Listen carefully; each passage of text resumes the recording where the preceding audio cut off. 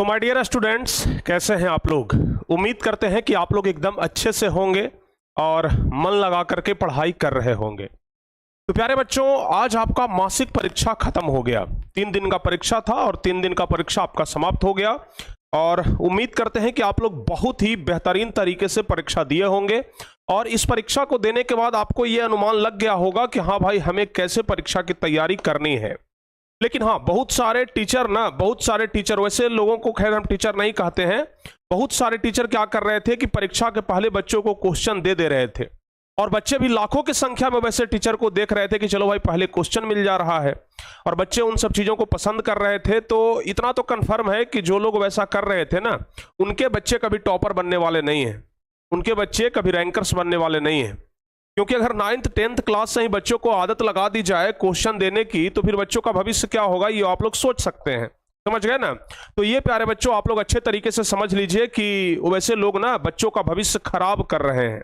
ठीक है, तो कुल मिलाकर के प्यारे बच्चों, आप लोगों का परीक्षा तो चला गया। अब फिर से हम लोग अपने सिलेबस की ओर बढ़ेंगे और आपका सिलेबस अब ज्यादा बचा नहीं है, लगभग खत्म होने वाला है और हम कोशिश करेंगे कि दशहरा के पहले प्यारे बच्चों आपका अधिकांश सिलेबस खत्म कर दिया जाए। अभी 1 महीना का समय है और 1 महीना के बाद प्यारे बच्चों आप लोगों का सिलेबस ना के बराबर रहे। ठीक है ना, ये हमारा पूरा प्रयास है। और इसी सिलसिले को आगे बढ़ाते हुए आज हम लेकर के आए हैं हिस्ट्री का एक अति महत्वपूर्ण चैप्टर जिसका नाम है औद्योगिकरण। औद्योगिकरण या फिर इस चैप्टर को प्यारे बच्चों हम लोग कहते हैं अर्थव्यवस्था और आजीविका। ठीक है, 2 चैप्टर, मतलब एक ही चैप्टर है लेकिन इसको हम लोग ना अलग अलग नाम से बुलाते हैं। एक तो नाम है प्यारे बच्चों अर्थव्यवस्था और आजीविका और एक तो हम लोग औद्योगिकरण भी इसको हम लोग बोलचाल की भाषा में कह लेते हैं।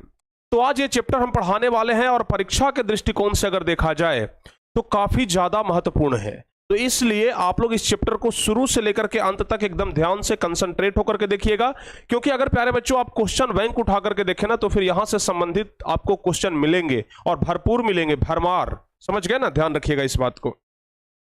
तो इस चैप्टर में मुख्य रूप से हमें औद्योगिकरण यानी कि औद्योगिकरण का शुरुआत कैसे हुआ, औद्योगिकरण क्या है, इन सब चीजों के बारे में हमें पढ़ना है।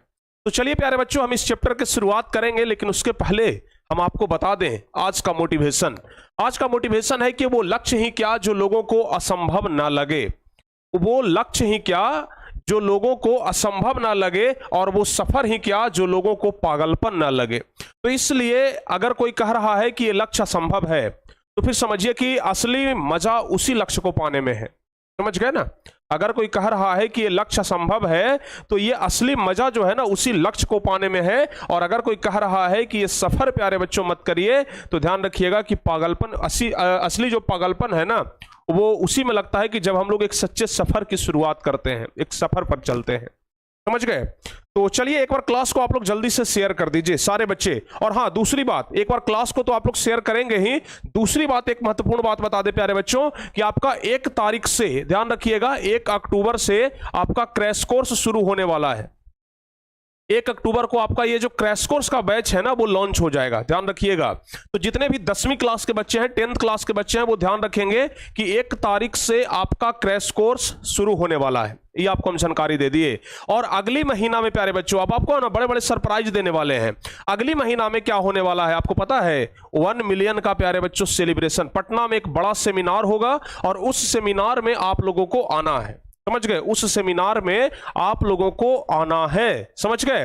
डेट हम आपको बता देंगे, ठीक है ना। रजिस्ट्रेशन हम आपसे करवा लेंगे कि कितने बच्चे हैं जो सेमिनार में आ रहे हैं। तो वैसे सभी बच्चों के लिए रहने सहने का यानी कि वहां पर उठने बैठने का व्यवस्था किया जाएगा पूरा एकदम प्यारे बच्चों जबरदस्त तरीके से, ताकि वहां पर आए, हमारे साथ मिल करके आराम से खुशियां मनाएं और प्यारे बच्चों अपने अपने घर जाएं। ठीक है।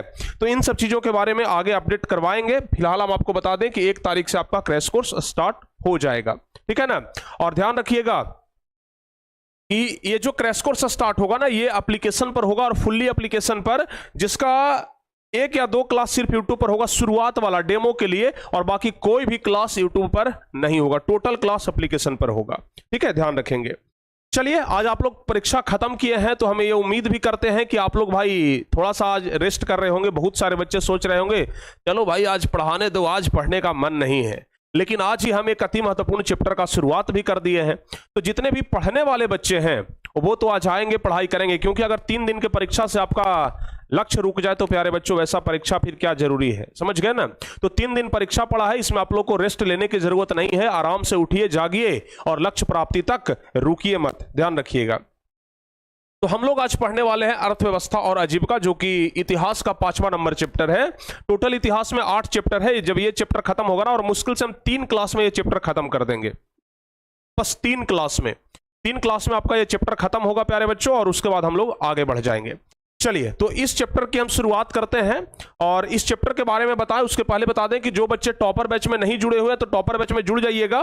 और बहुत सारे बच्चे ना जिनको अभी तक नोट्स नहीं मिला था, किसका, विद्युत धारा का नोट्स नहीं मिला था, ज्योग्राफी हम पढ़ा दिए थे, उसमें एग्रीकल्चर जो चैप्टर था, यानी कि दूसरा नंबर चैप्टर, जो चैप्टर का नाम था क्या, एग्रीकल्चर यानी कृषि, उसका नोट्स आप लोग को नहीं मिला था। हिंदी में कुछ चैप्टर बचे हुए थे जिसका नोट्स नहीं मिला था, वो सब नोट्स हम एप्लीकेशन पर यानी टॉपर बैच में अपलोड कर दिए हैं, आप लोग जाकर के देख लीजिएगा, ठीक है। जिन बच्चों को नोट्स नहीं मिला था ना, जाकर के देख लीजिएगा, हम टोटल अपडेट कर चुके हैं, एप्लीकेशन में आप लोगों को नोट्स मिल जाएगा, और आगे भी जो चैप्टर हम पढ़ाएंगे ना उसका भी नोट्स प्यारे बच्चों आप लोगों को मिल जाएगा, ठीक है। आगे भी जो हम चैप्टर पढ़ाएंगे उसका भी नोट्स आप लोग को मिल जाएगा। कुछ बच्चे पूछ रहे हैं कि सर ये क्रैश कोर्स क्या होता है। सर क्रैश कोर्स में होता है क्या प्यारे बच्चों, जरा ध्यान रखिएगा। क्रैश कोर्स के मतलब हम आपको बता दें कि लगभग हम 45 से 50 दिन में, लगभग हम 45 से 50 दिन में प्यारे बच्चों एक बार फिर से पुनः पूरा सिलेबस खत्म करेंगे, और इसमें हम आपको सिर्फ वो चीज पढ़ाएंगे जो कि आपके परीक्षा के लिए अति महत्वपूर्ण है, समझ गए ना। जैसे अभी हम आपको पढ़ाए, तो अभी तो पूरा सिलेबस पढ़ाए, जो महत्वपूर्ण था वो भी पढ़ाए, जो महत्वपूर्ण नहीं था वो भी पढ़ाए, सब कुछ पढ़ाए।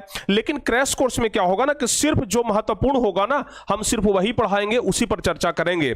और इसके अलावा प्यारे बच्चों एक और बात बता दें कि आपको ना एक बुक भी दिया जाएगा हमारे तरफ से, टारगेट बोर्ड की तरफ से एक बुक भी प्यारे बच्चों इस बार लॉन्च किया जाएगा, और उस बुक जो होगा ना स्पेशली क्रैश कोर्स के लिए होगा, और वो बुक इतना ज्यादा महत्वपूर्ण होगा, हम आप लोग के लिए बेहतरीन तरीके से बुक छाप रहे हैं, और इतना ज्यादा महत्वपूर्ण वो बुक प्यारे बच्चों होगा कि अगर बुक पढ़ लेना तो फिर समझिए कि आपका पूरा 10th क्लास का एक बार पुनः एकदम जो इंपॉर्टेंट क्वेश्चन है ना उसको आप एकदम रट लेंगे, और अगर बुक वो पढ़ लेंगे ना तो फिर आपको कोई किताब पढ़ने का जरूरत नहीं, समझ गए ना। मतलब टोटल उसी बुक से आएगा, हम इस तरीके का कुछ व्यवस्था कर रहे हैं। टोटल मतलब 10th क्लास में जितना आपका सिलेबस है ना, बस टोटल प्यारे बच्चों बस वही से क्वेश्चन लड़ेगा उस बुक से। एक पतला बुक रहेगा, इतना बड़ा, ठीक है, इतना मोटा लगभग बुक रहेगा, और टोटल क्वेश्चन उसी से लड़ जाएगा। इस प्रकार का मतलब आपके लिए ना हम इस बार एक अलग तरीके का व्यवस्था कर रहे हैं, ताकि आप लोगों को एकदम सुदृढ़ बनाया जाए, आप लोगों को इतना बेहतरीन बनाया जाए, आप लोगों को इतना काबिल बनाया जाए कि आप लोग आगे बढ़े तो फिर पीछे मुड़ करके ना देखें, समझ गए। तो इसके लिए बस आप लोग तैयार रखिए, और बस टारगेट बोर्ड पर ज्वाइन होकर के हमेशा रहिए, टारगेट बोर्ड से पढ़ाई करते रहिए जैसे भी हो प्यारे बच्चों। लेकिन आप लोगों को ना एकदम बेहतरीन अंदाज में हम सब कुछ पढ़ाएंगे, और हम लोगों का लक्ष्य क्या है प्यारे बच्चों, हम लोगों का लक्ष्य है टॉपर देना, हम लोगों का लक्ष्य है टॉपर देना।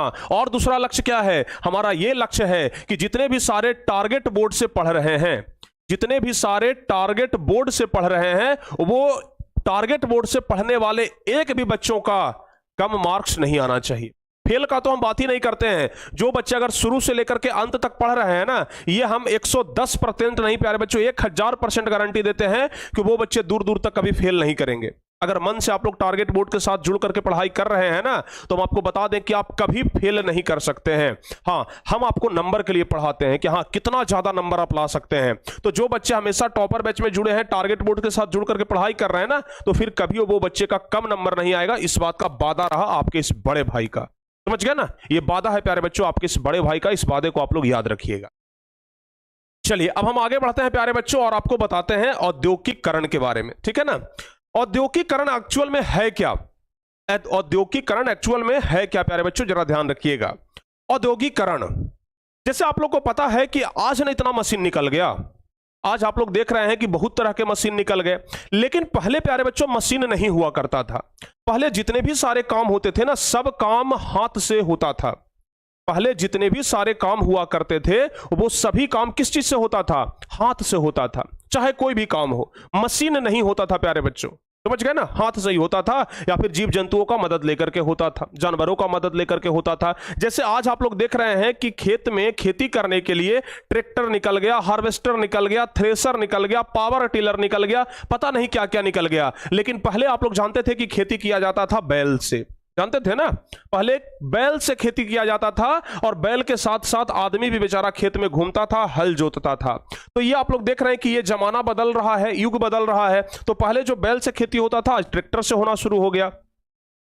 उसी तरीके से प्यारे बच्चों आप लोग देखते होंगे आजकल के लोग ना मर्सिडीज से, स्कॉर्पियो से, कार से और पता नहीं फॉर्च्यूनर से क्या क्या चीज से अपने बरियाती जाते हैं, शादी करने के लिए जाते हैं ना। लेकिन आप लोग देख रहे हैं कि ये जो दूल्हे बाबू हैं ये बैलगाड़ी से अपने शादी करने के लिए जा रहे हैं। यानी कि पहले के लोग ना बैलगाड़ी से जाते थे क्योंकि साधन नहीं था, मशीन का युग नहीं हुआ करता था, समझ गए। आज ना एकदम नया नया तकनीक निकल गया, रथ से जाते हैं तो पता नहीं क्या क्या चीज से जाते हैं। लेकिन पहले के लोग ना बस इसी में खुश रहते थे और मशीन का जब युग नहीं था ना तो बस इसी से अपना काम चलाते थे, समझ गए। ध्यान रखिएगा प्यारे बच्चों, आगे आप लोग ध्यान रखिएगा। तो इस प्रकार से हुआ करता था। इसके अलावा अभी आप लोग देखते हैं कि बल्ब में पढ़ते हैं, खूब रोशनी रहता है, ट्यूबलाइट जला लेते हैं, बल्ब जला लेते हैं, CFL बॉल, तो पता नहीं कौन कौन बॉल निकल गया, इमरजेंसी लाइट निकल गया। लेकिन पहले के लोग ना दिया बार करके पढ़ाई किया करते थे। जैसे यहां पर देख रहे हैं कि अंधेरे में कुछ बच्चे मोमबत्ती जला करके, दिया जला करके पढ़ाई कर रहे हैं, समझ गए ना। और शायद अभी आप लोग दिया जला करके पढ़ाई किए होंगे या नहीं किए होंगे, लेकिन हम तो प्यारे बच्चों दिया जला करके पढ़ाई किए हैं, समझ गए ना। और आप लोग भी कहीं ना कहीं जरूर किए होंगे। तो ये सब जो जमाना था ना, जैसे देखिए पहले के लोग ना बांस वाला सीढ़ी का उपयोग करते थे। अगर छत पर चढ़ना होता है या फिर कहीं ऊंचे जगह पर ना, तो बांस वाला सीढ़ी लगा देते थे और चढ़ जाते थे। फिर कुछ इस प्रकार का सीढ़ी आया प्यारे बच्चों की, जिसमें कि सीढ़ी को मोड़ करके छोटा कर लिया जाता था और फिर उसको बड़ा भी कर दिया जाता था। लेकिन अब क्या, अब तो मशीन का युग आ गया है ना। अब मशीन के युग में क्या हो रहा है, आदमी नहीं चलेगा, सीढ़ी चलेगा जी, समझ गए ना। कभी आप लोग पटना जंक्शन पर जाते होंगे या राजेंद्र नगर या फिर कहीं पर भी जाते होंगे मॉल वगैरह में ना, तो वहां पर एस्केलेटर लगा हुआ रहता है, इसको एस्केलेटर बोलते हैं, समझ गए। तो इसमें क्या होता है ना, आदमी बस चुपचाप खड़ा रहता है और सीढ़ी चल करके ऊपर तक पहुंचा देता है, समझ गए। तो ये सब प्यारे बच्चों मशीन का कमाल है, यानी कि धीरे धीरे धीरे धीरे मशीन का युग आते गया, समझ गए। उसी प्रकार से बहुत सारे, जैसे पहले हमको अगर चिट्ठी पहुंचाना रहता था, अपनी बातों को कहीं दूसरे जगह पर हमें पहुंचाना रहता था ना, तब हम लोग क्या करते थे, अपनी बातों को अगर कहीं दूसरी जगह पर पहुंचाना रहता था तो पोस्ट ऑफिस में जाते थे और डाक घर में ना इसमें चिट्ठी डाल देते थे, समझ गए। जैसे मान लिया जाए कि हमारा भाई रहता है बहुत दूर में, हमारा बेटा, हमारा पोता अगर बहुत दूर में रहता है, तो उसको उस तक हमारा बात पहुंचे, इसके लिए ना ये पोस्ट ऑफिस में ये जो डाक पत्र होता था, डाक पत्र वाला जो बक्सा होता था, इसमें चिट्ठी डाल देते थे और 1 महीना 2 महीना में पहुंचता था हमारा चिट्ठी। लेकिन अब क्या है, अब तो भाई मोबाइल आ गया है, समझ गए ना। अब तो वीडियो कॉल कर लीजिए, तुरंत लगाइए और वीडियो कॉल तुरंत धरा दीजिए। अरे भाई कैसा है, तुम्हारा चेहरा देखने के एकदम गोरा हो गया है, करिया हो गया है, मतलब अब तो एकदम भाई वीडियो कॉल तुरंत बात कर लेते हैं। तो अब मशीन का युग आ गया है प्यारे बच्चों, समझ गए ना। जैसे गांधी जी हो गए, तो गांधी जी चरखा चला करके अपना वस्त्र बीनते थे, लेकिन अब कोई चरखा चलाता है, अब कोई चरखा चला करके कपड़ा बुनता है नहीं ना।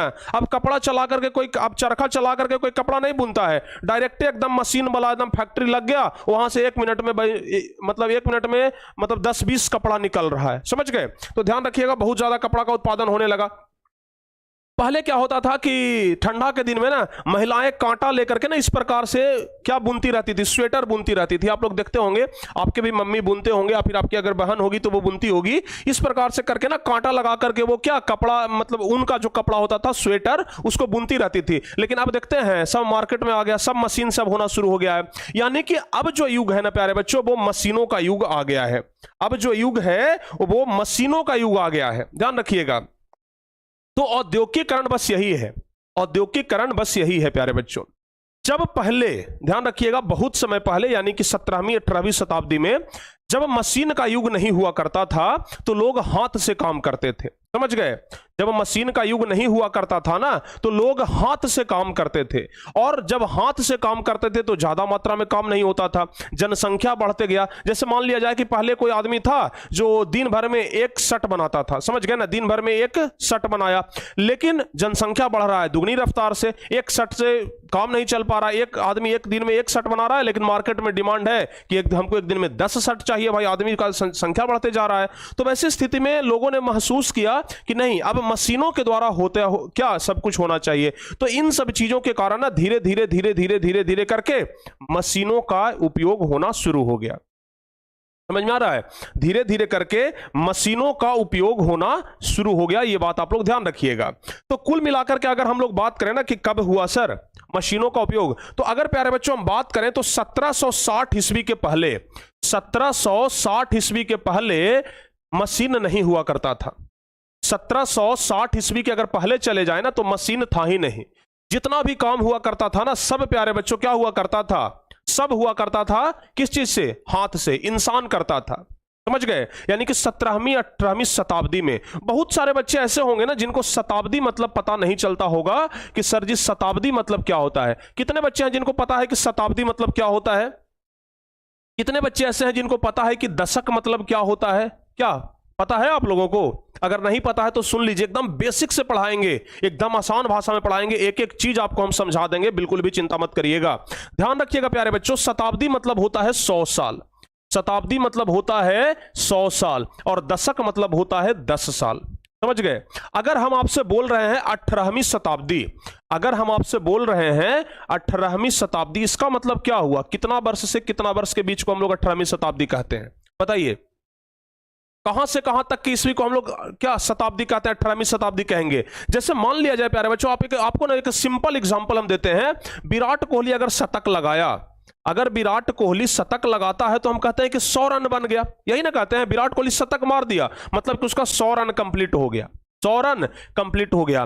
तो आप हमें यह बता दीजिए प्यारे बच्चों, मतलब एक शतक लगाया तो बोलेंगे 100 रन बन गया, दूसरा शतक लगाया तो बोलते हैं कि 2 रन बन गया। रोहित शर्मा के बारे में हम जानते हैं कि वो 3-3 शतक लगाया है, हैट्रिक शतक, यानी कि प्यारे बच्चों वो मतलब 2-3 शतक लगातार लगाया है, मतलब 3 शतक। तो ध्यान रखिएगा, जब शतक लगता है प्यारे बच्चों तो क्या कहते हैं? जैसे अगर कहते हैं कि विराट कोहली शतक मार दिया, तो शतक मतलब क्या हुआ? 1 से लेकर के 100 रन तक हुआ या फिर 100 रन से 200 रन तक हुआ, इसको शतक कहते हैं। बताइए तो जरा, 1 से लेकर के 100 तक को शतक कहते हैं या फिर 100 से 200 को शतक कहते हैं? आप कहेंगे कि नहीं सर, 100 से 200 को तो दोहरा शतक कह लेंगे, शतक कहते हैं 1 से लेकर के 100।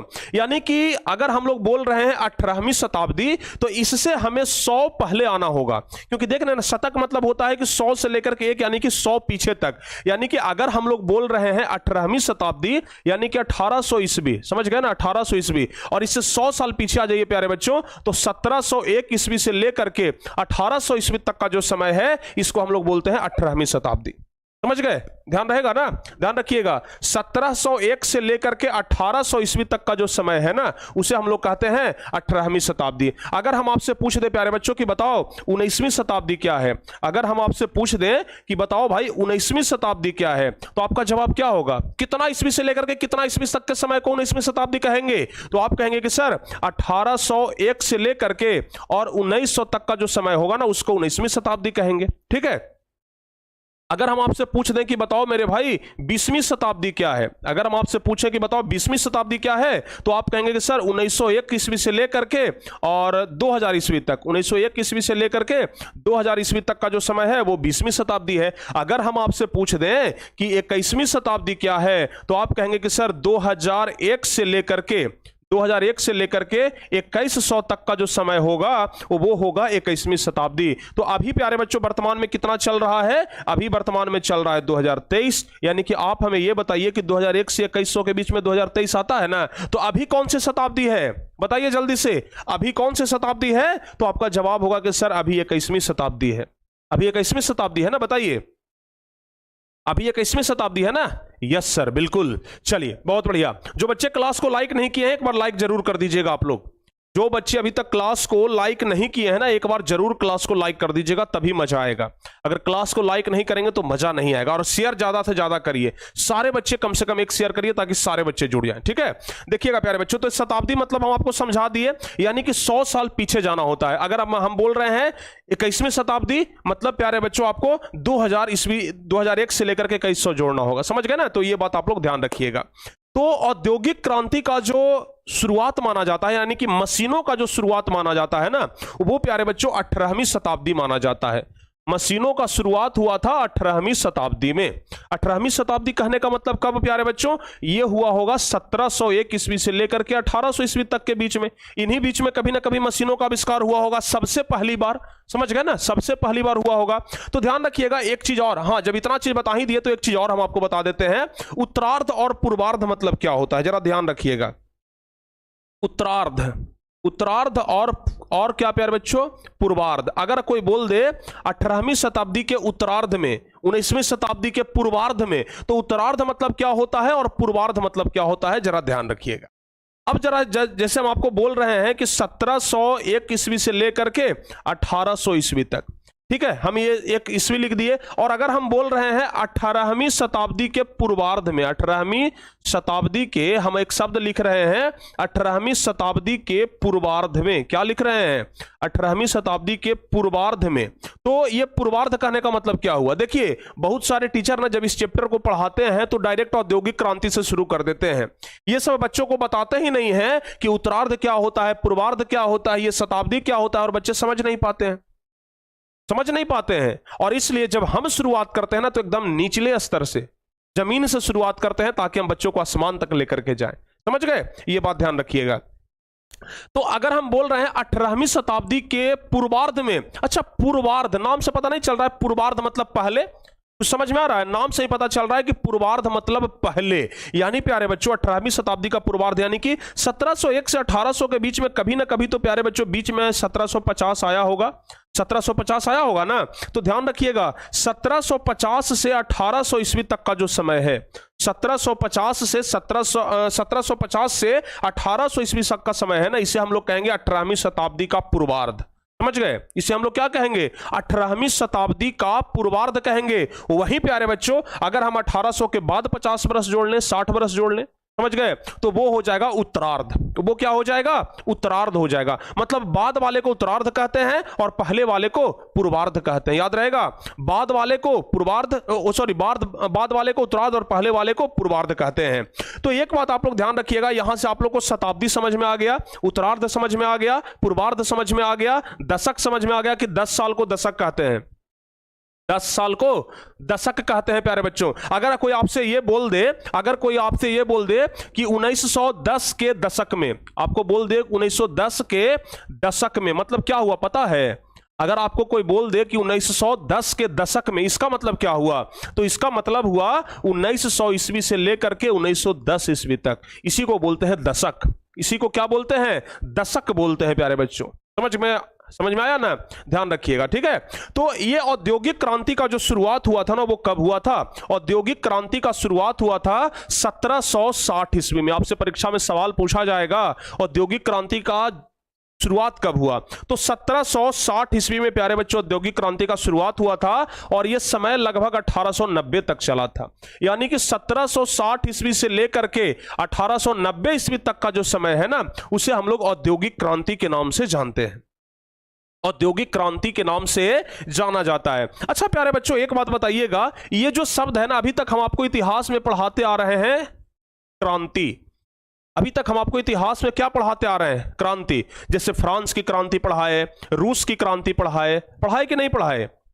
अरे फ्रांस की क्रांति, रूस की क्रांति, ये सब पढ़ाए ना। भारत में क्रांति भी पढ़ाए थे, क्योंकि भारत में भी क्रांति हुआ था। तो अभी तक हम आपको क्रांति पढ़ाते आए हैं और क्रांति में हम आपको ये पढ़ाते आए हैं कि इसमें लड़ाई झगड़ा होता है, मार काट होता है, खून खराबा होता है, उसी को क्रांति कहते हैं। अभी तक तो हम आपको यही पढ़ाते आए हैं, बोलिए हाँ या ना? अभी तक हम आपको यही ना पढ़ाते आए हैं कि भाई मेरे क्रांति मतलब क्या होता है? मतलब अगर किसी पर अत्याचार किया गया, उसके विरुद्ध में कोई आवाज उठाया, मार काट हुआ, गोली चला, उसको क्रांति कहते हैं। लेकिन ये जो क्रांति है ना प्यारे बच्चों, औद्योगिक क्रांति जो है ना, ये मार काट वाला क्रांति नहीं है। ये एक अलग तरीके का क्रांति है जिसको मशीनरी क्रांति हम लोग कहते हैं। क्या कहते हैं? मशीनरी क्रांति। यानी कि मशीनों के क्षेत्र में आगे बढ़ने के लिए जो क्रांति हुआ उसे कहते हैं मशीनरी क्रांति। मतलब हर एक देश ये होड़ में था, हर एक देश ये सोच रहा था कि हम भी नए नए मशीन का आविष्कार करें। समझ गए ना? हर एक देश सोच रहा था कि हम भी नए नए मशीन का आविष्कार करें। समझ गए?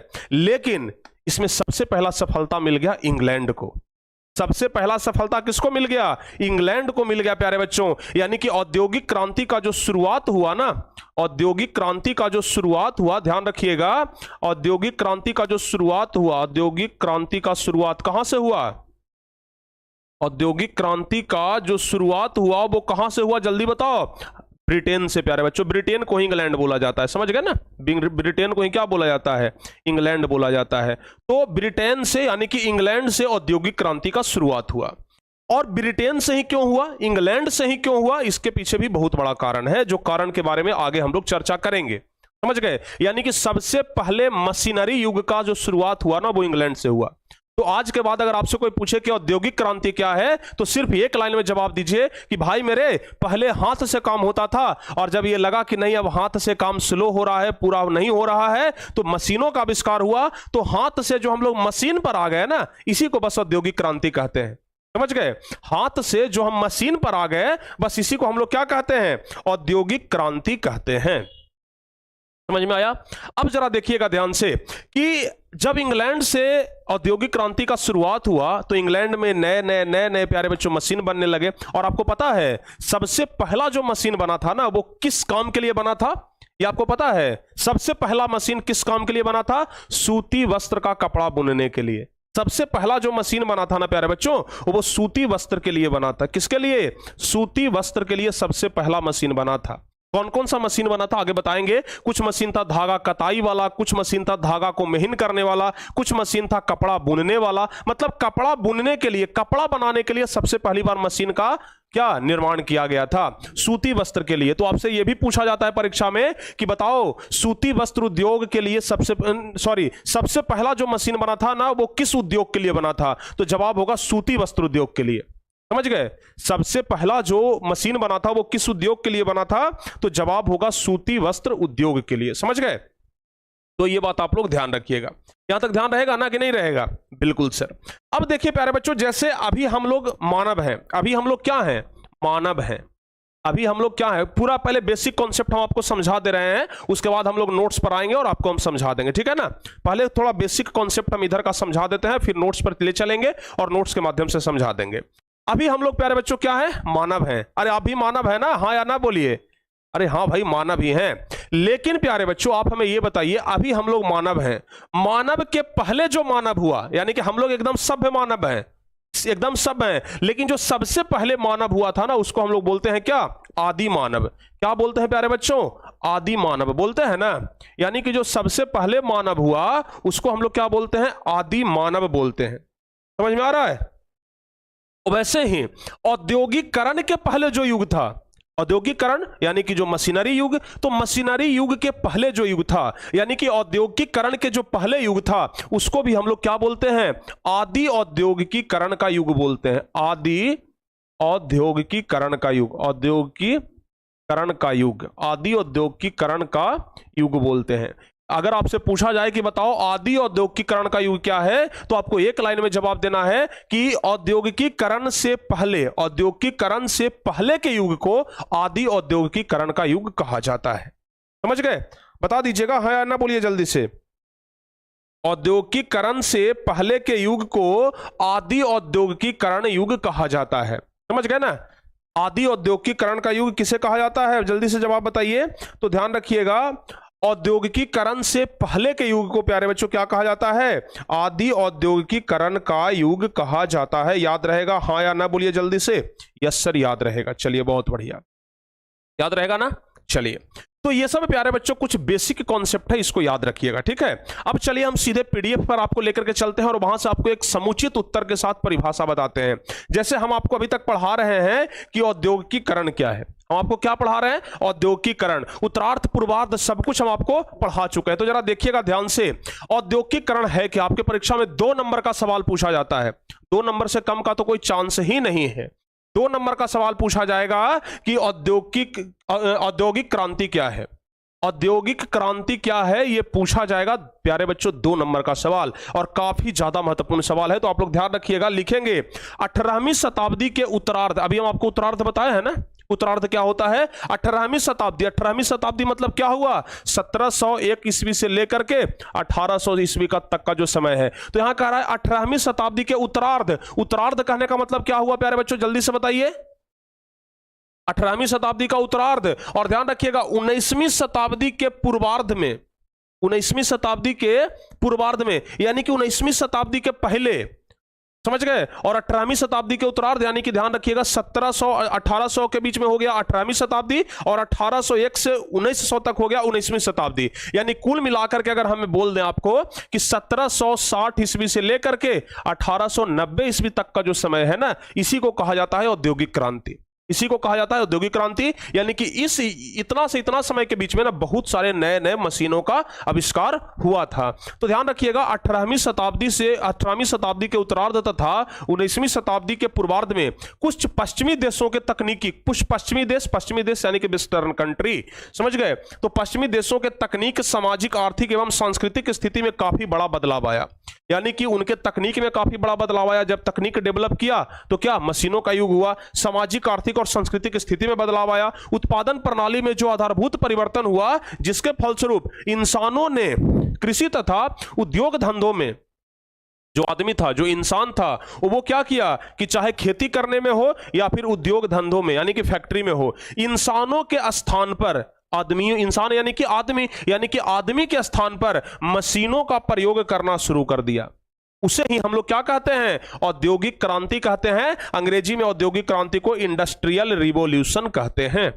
अंग्रेजी में क्या कहते हैं, इंडस्ट्रियल रिवॉल्यूशन के नाम से जाना जाता है। तो अगर आपसे पूछा जाएगा कि औद्योगिक क्रांति क्या है, तो सिर्फ आपको यही बता देना है प्यारे बच्चों, सिर्फ यही बता देना है। अगर आपको 19वीं शताब्दी का उत्तरार्ध पूर्वार्ध समझ में नहीं आता है ना, तो सीधे बोलिएगा 1760 ईस्वी से लेकर के 1890 ईस्वी तक के बीच में, बस ऐसे लिख दीजिएगा 1760 ईस्वी से लेकर के 1990 ईस्वी तक के बीच में इंसानों ने खेतीबाड़ी में यानी कि खेती से लेकर के औद्योगिक क्षेत्रों में इंसानों के जगह पर मशीनों का प्रयोग करना शुरू कर दिया। उसे ही औद्योगिक क्रांति कहते हैं, यानी कि इंडस्ट्रियल रिवॉल्यूशन के नाम से जाना जाता है। समझ में आया?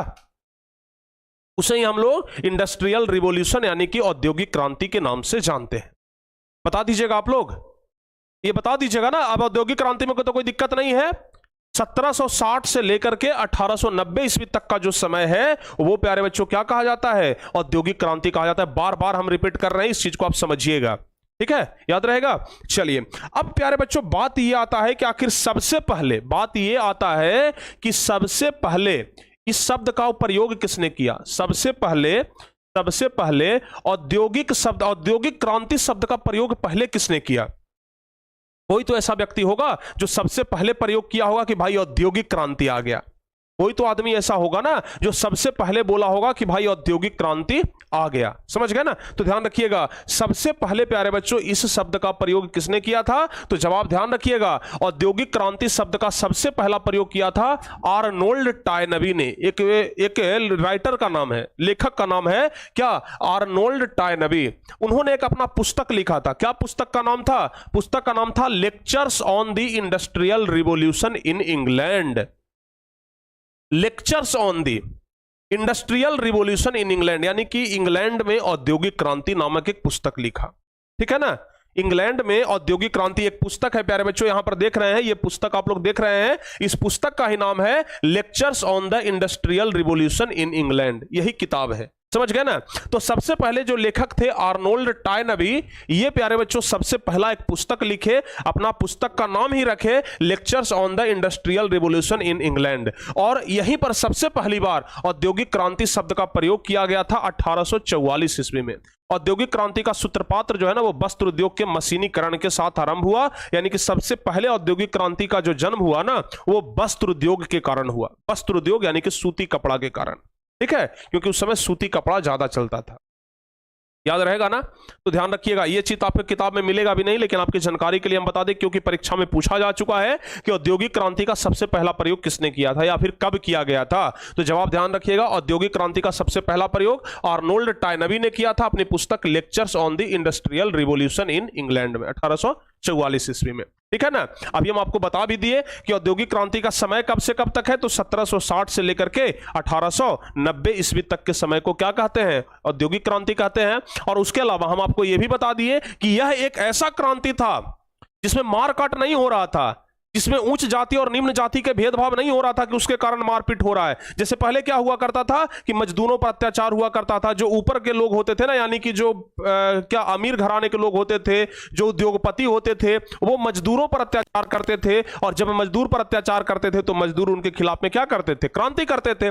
लेकिन यह एक ऐसा क्रांति था जो वर्ग विहीन क्रांति था, जिसमें कोई वर्ग था ही नहीं, अमीर गरीब मध्यम सब वर्ग के लोग था, क्योंकि सब लोग मशीन के पीछे भाग रहा था। अरे भाई मशीन का आविष्कार करें, मशीन का आविष्कार करें। जैसे अभी आप लोग देख रहे हैं ना कि हर एक मोबाइल कंपनी वाला ना अपना अपना लॉन्च करने के पीछे भाग रहा है। कोई 8 GB निकाल रहा है तो कोई 16 GB का रैम वाला मोबाइल निकाल रहा है, कोई 56 मेगापिक्सल का निकाल रहा है तो कोई 108 मेगापिक्सल वाला मोबाइल निकाल रहा है, कोई फास्ट चार्जर में 65 वाट का निकाला तो कोई 108 वाट का फास्ट चार्जर निकाल दिया। मतलब एकदम भाग रहा है कि भाई कितना जल्दी हम लॉन्च करें, कितना जल्दी हम लॉन्च करें। समझ गए ना।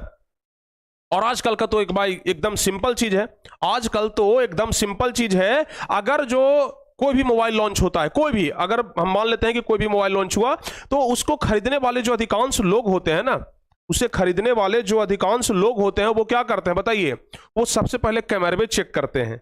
देखिएगा एकदम साइकोलॉजी है प्यारे बच्चों, कॉमन फैक्टर है, ध्यान रखिएगा, एकदम साइकोलॉजी है। ध्यान रखिएगा कि अगर किसी ने मोबाइल लिया तो सबसे पहला तो क्या करेगा, एगो फोटो देख लेकर के ना कैमरा चेक करेगा और उसको जूम करके देखेगा। देखिएगा हम आपको सच्चाई बता रहे हैं, कोई भी आदमी अगर मोबाइल लेता है ना तो पहले फोटो खींचा, उसको जूम करके देखेगा, अरे साफ फोटो आ रहा है, नहीं फट रहा है।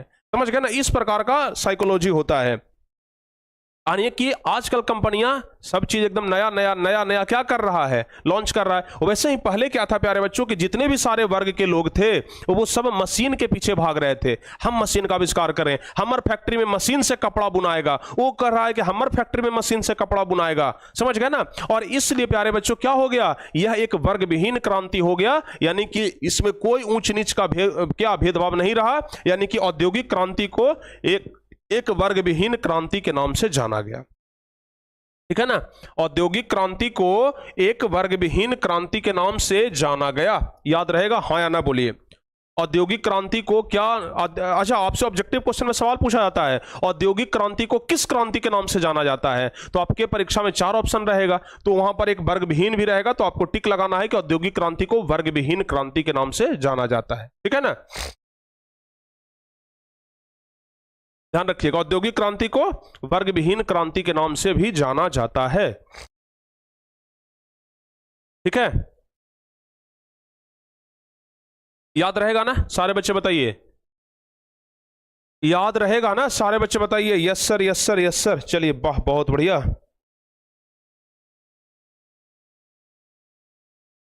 ठीक है, तो ध्यान रखिएगा प्यारे बच्चों, औद्योगिक क्रांति एक वर्ग विहीन क्रांति है। ठीक है, और अभी हम आपको बताए हैं कि आदि औद्योगिकीकरण का युग क्या है, आदि औद्योगिकीकरण का युग क्या है, अभी हम आपको बताए ना, आदि औद्योगिकीकरण का युग क्या है, अभी हम आपको बताए। तो ध्यान रखिएगा, आदि औद्योगिकीकरण का युग, औद्योगिकीकरण के पहले के समय को आदि औद्योगिकीकरण कहा गया। यानी कि जैसे मानव के पहले के वाले मानव को आदि मानव कहा गया, तो बस पहले आदि लगा दीजिए, आदि मतलब पुराना होता है प्यारे बच्चों। यानी कि औद्योगिकीकरण की जो पुराना समय है, जो पहले वाला समय है, उसको आदि औद्योगिकीकरण का युग कहा गया। तो ध्यान रखिएगा, आदि औद्योगिकीकरण का युग क्या है, तो औद्योगिकीकरण के समय के पहले वाले युग को क्या कहा गया, आदि औद्योगिकीकरण का युग कहा गया। यूरोप और इंग्लैंड के कारखानों में उत्पाद के समय के पहले का जो समय है वो आदि औद्योगिकीकरण का युग माना जाता है, यानी कि इंग्लैंड और यूरोप के कारखानों में उत्पाद के पहले। अच्छा, एक चीज आपको हम और गौर करने वाला चीज बताते हैं, भारत आखिर इंग्लैंड का गुलाम क्यों बना पता है, क्योंकि सबसे पहला तो मशीन का आविष्कार हो गया इंग्लैंड में। समझ रहे हैं बात को, सोचिएगा जरा ध्यान से, सबसे पहले तो मशीन का आविष्कार कहां में हुआ, इंग्लैंड में हुआ, इसलिए वहां पर नया नया कपड़ा बनने लगा जी, मशीनों के माध्यम से बहुत तेज गति से कपड़ा बनने लगा।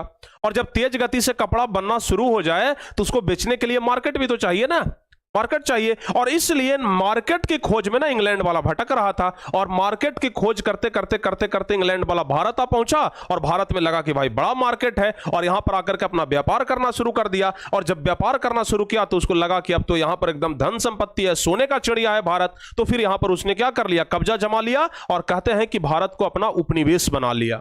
समझ गए ना, उपनिवेश बना लिया, यानी कि इस पर कब्जा करके और ज्यादा से ज्यादा फायदा कमाना क्या कर दिया, शुरू कर दिया। उपनिवेश बना करके ज्यादा से ज्यादा फायदा कमाना क्या कर दिया, शुरू कर दिया। बताइए यहां तक सारे बच्चों को समझ में आ गया, हाँ या ना बोलिए।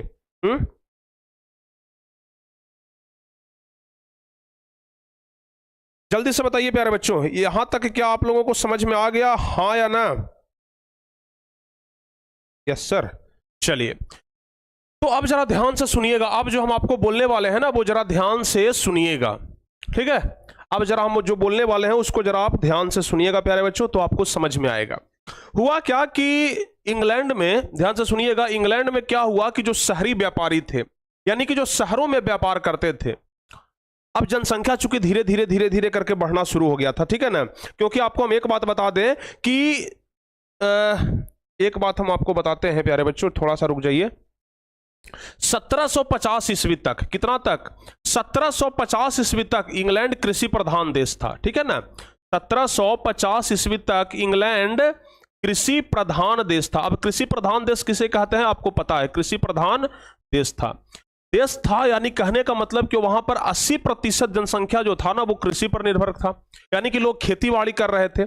80% जो लोग थे वो खेतीबाड़ी कर रहे थे, अपने खेतों में लगे हुए थे, बस उसी से कमा रहे थे, उसी से खा रहे थे, बस मौज मस्ती कर रहे थे, ठीक है? इसके अलावा प्यारे बच्चों, जो इंग्लैंड के लोग थे ना, वो मिट्टी के बर्तन बना रहे थे। क्या क्या बना रहे थे, जरा ध्यान से सुनिएगा।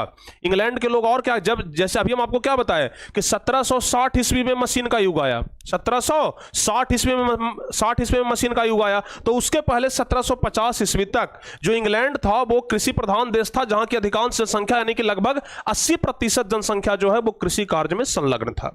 और इसके अलावा कृषि कार्य करने के अलावा, यानी कि खेती करने के अलावा, मिट्टी का बर्तन बनाते थे, ठीक है ना? इसके अलावा रंगाई पोताई का काम करते थे, ठीक है? रंगाई पोताई का काम करते थे। उसके अलावा प्यारे बच्चों, मूर्ति बनाने का काम करते थे, मूर्ति बनाने का काम करते थे। यही सब काम करके ना लोग बेचारा क्या कर रहे थे, अपना जीवन गुजर बसर कर रहे थे। इंग्लैंड के लोग, समझ गए? इंग्लैंड के लोग अपना गुजर बसर कर रहे थे बस यही सब करके।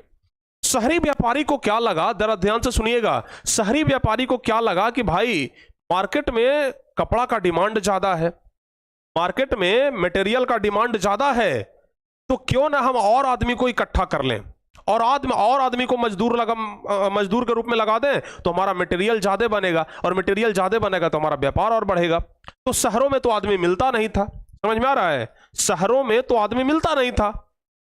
शहर में कहां से आदमी मिलेगा? शहर में जल्दी मजदूर मिलता है नहीं ना, मजदूर गांव वाला सब होता है। ये बात आप लोग जानते होंगे कि मजदूर सब ना गांव वाला होता है।